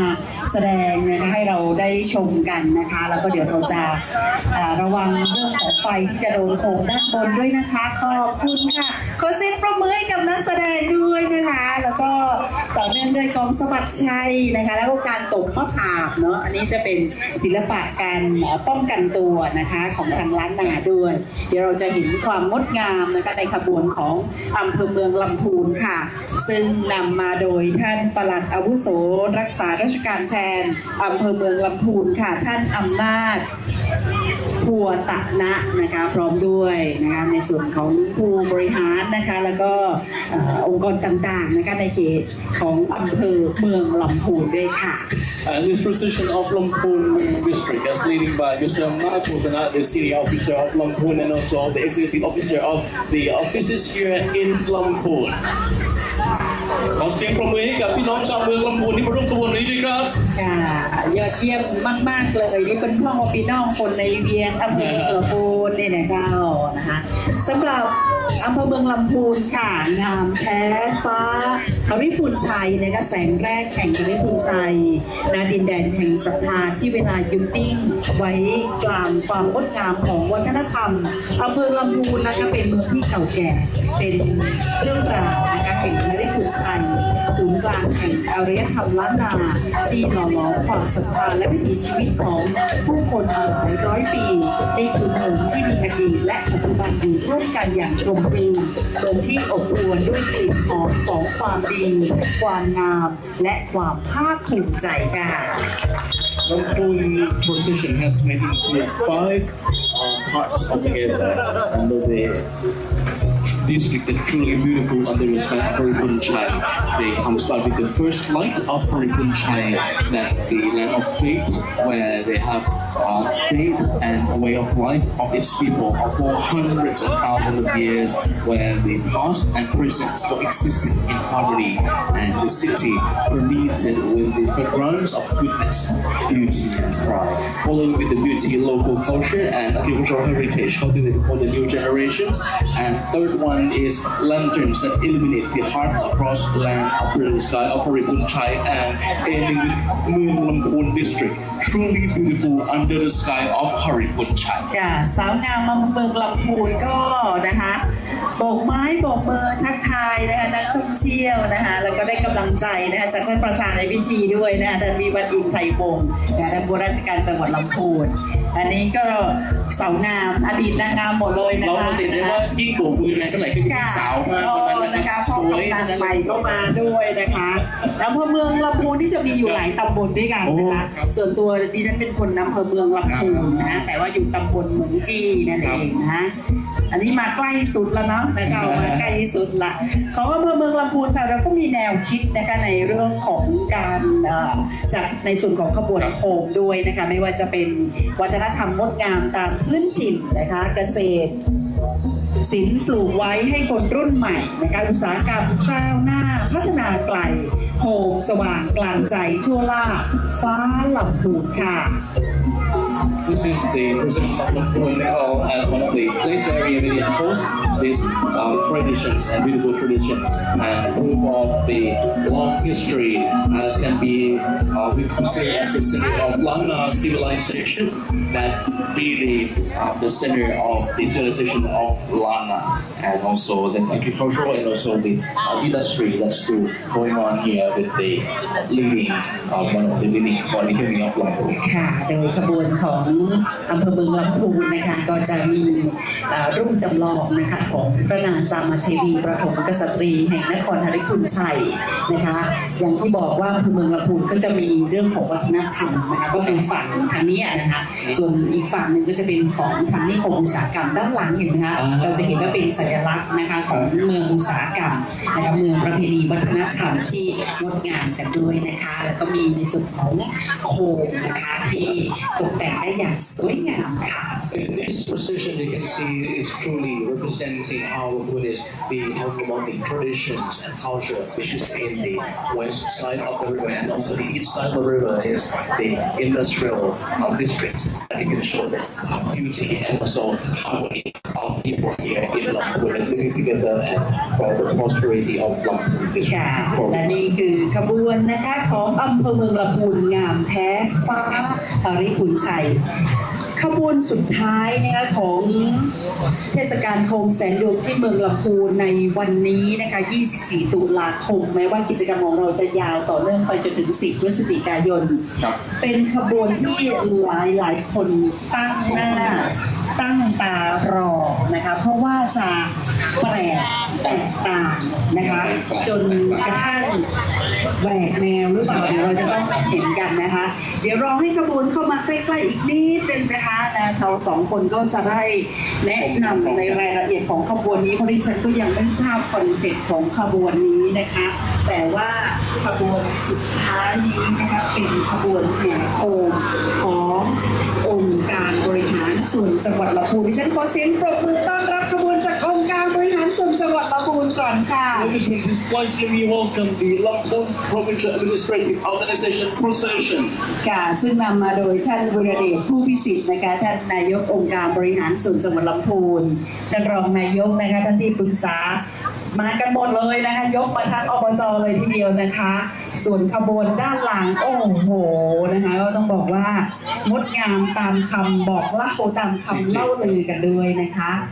องค์การบริหารส่วนจังหวัดลำพูนค่ะโดยท่านบุรเดชผู้พิสิทธิ์นายกองค์การบริหารส่วนจังหวัดลำพูนพร้อมคณะผู้บริหารร่วมสืบสานและส่งเสริมอัตลักษณ์วิถีวัฒนธรรมล้านนาผ่านเทศกาลโคมแสนดวงที่เมืองลำพูนโดยได้ร่วมส่งขบวนแห่โคมในชื่อลำพูน Life of Faith แสงแห่งศรัทธาของลำพูน For the Lampur Provincial Administrative Organization, this is come under the theme of Lampur Light of Faith, which is representing the Lama arts and culture and lighting and brightening to the faith and to prolong the culture of Lana, like representing holy home or lanterns, because they believe that the light from the lanterns will not just only bright the light, but also leaving the way of light for wisdom and also the peace that is just like for shining in the darkness that shining the light and also be the place where people put trust and believe and hold during the darkness. ค่ะสำหรับขบวนแห่โคมในชื่อลำพูน Life of Faith นะคะแสงแห่งศรัทธาของลำพูนโดยองค์การบริหารส่วนจังหวัดลำพูนนะคะเป็นการนำเสนอศิลปะวัฒนธรรมล้านนา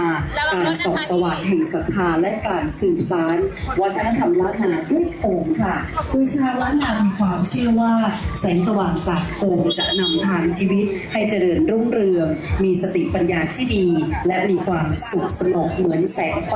ที่ช่วยส่องนำทางในความมืดมิดในส่วนของความศรัทธา และนี่นะครับก็เป็นบรรยากาศทั้งหมดนะครับของขบวนโคมแสนดวงที่เมืองลำพูนนะครับวันนี้นะครับทางทีมงานสถานีวิทยุกระจายเสียงแห่งประเทศไทยจังหวัดลำพูนนะครับก็มาถึงในช่วงท้ายของการถ่ายทอดสดในวันนี้แล้วนะครับขบวนสุดท้ายของการบริหารส่วนจังหวัดลำพูนวันนี้นี่ถือว่าบรรยากาศนี่คึกคักมากๆและก็ของอบจลำพูนเนี่ยถือว่าแหวกแนวนะครับเป็นแบบว่าบรรยากาศแบบมีจอ LED อย่างแบบสวยงามมากๆตอนนี้เราอยู่ที่ขบวนสุดท้ายนะครับแล้วก็อยากจะบอกว่าโคมแสนดวงที่เมืองลำพูนเนี่ยยังคงมีกิจกรรมต่อวันนี้เป็นการเปิดงานอย่างเป็นทางการเมื่ออันนะครับแหมพูกก็ยังมีกิจกรรมอยู่ท่านสามารถมาแอลได้นะครับที่จังหวัดลำพูนเนาะเพราะว่าจะเป็นจุดที่วัดพระธาตุพูนชัยแล้วก็แหมจุดหนึ่งนะครับก็จะเป็นจุดที่อนุสาวรีย์พระนางจามเทวีนะครับก็สามารถมาแอลได้ทุกวันแต่วันนี้เนี่ยบรรยากาศคึกคักเป็นอย่างมากนะครับสำหรับการถ่ายทอดสดวันนี้ของสถานีวิทยุกระจายเสียงแห่งประเทศไทยจังหวัดลำพูนกวสทลำพูนนะครับวันนี้ผมดีเจธนากรลังกาพินแล้วก็ดีเจออยเนาะเตียวไปเอวตั้งได้ปะฮูแล้วก็ทางทีมช่างเนาะวันนี้ต้องขอจบไลฟ์เพียงแค่นี้ก่อนนะครับเดี๋ยวครั้งหน้าจะพาไปถ่ายทอดสดติดตามกิจกรรมของจังหวัดลำพูนที่ไหนเดี๋ยวเราไปติดตามกันนะครับในครั้งหน้าเนาะวันนี้ต้องลาไปแล้วครับสวัสดีครับ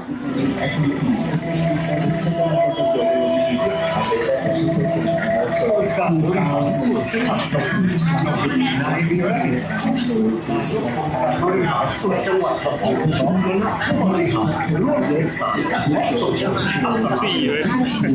มารับการผ่านสัญญาของแสนที่มี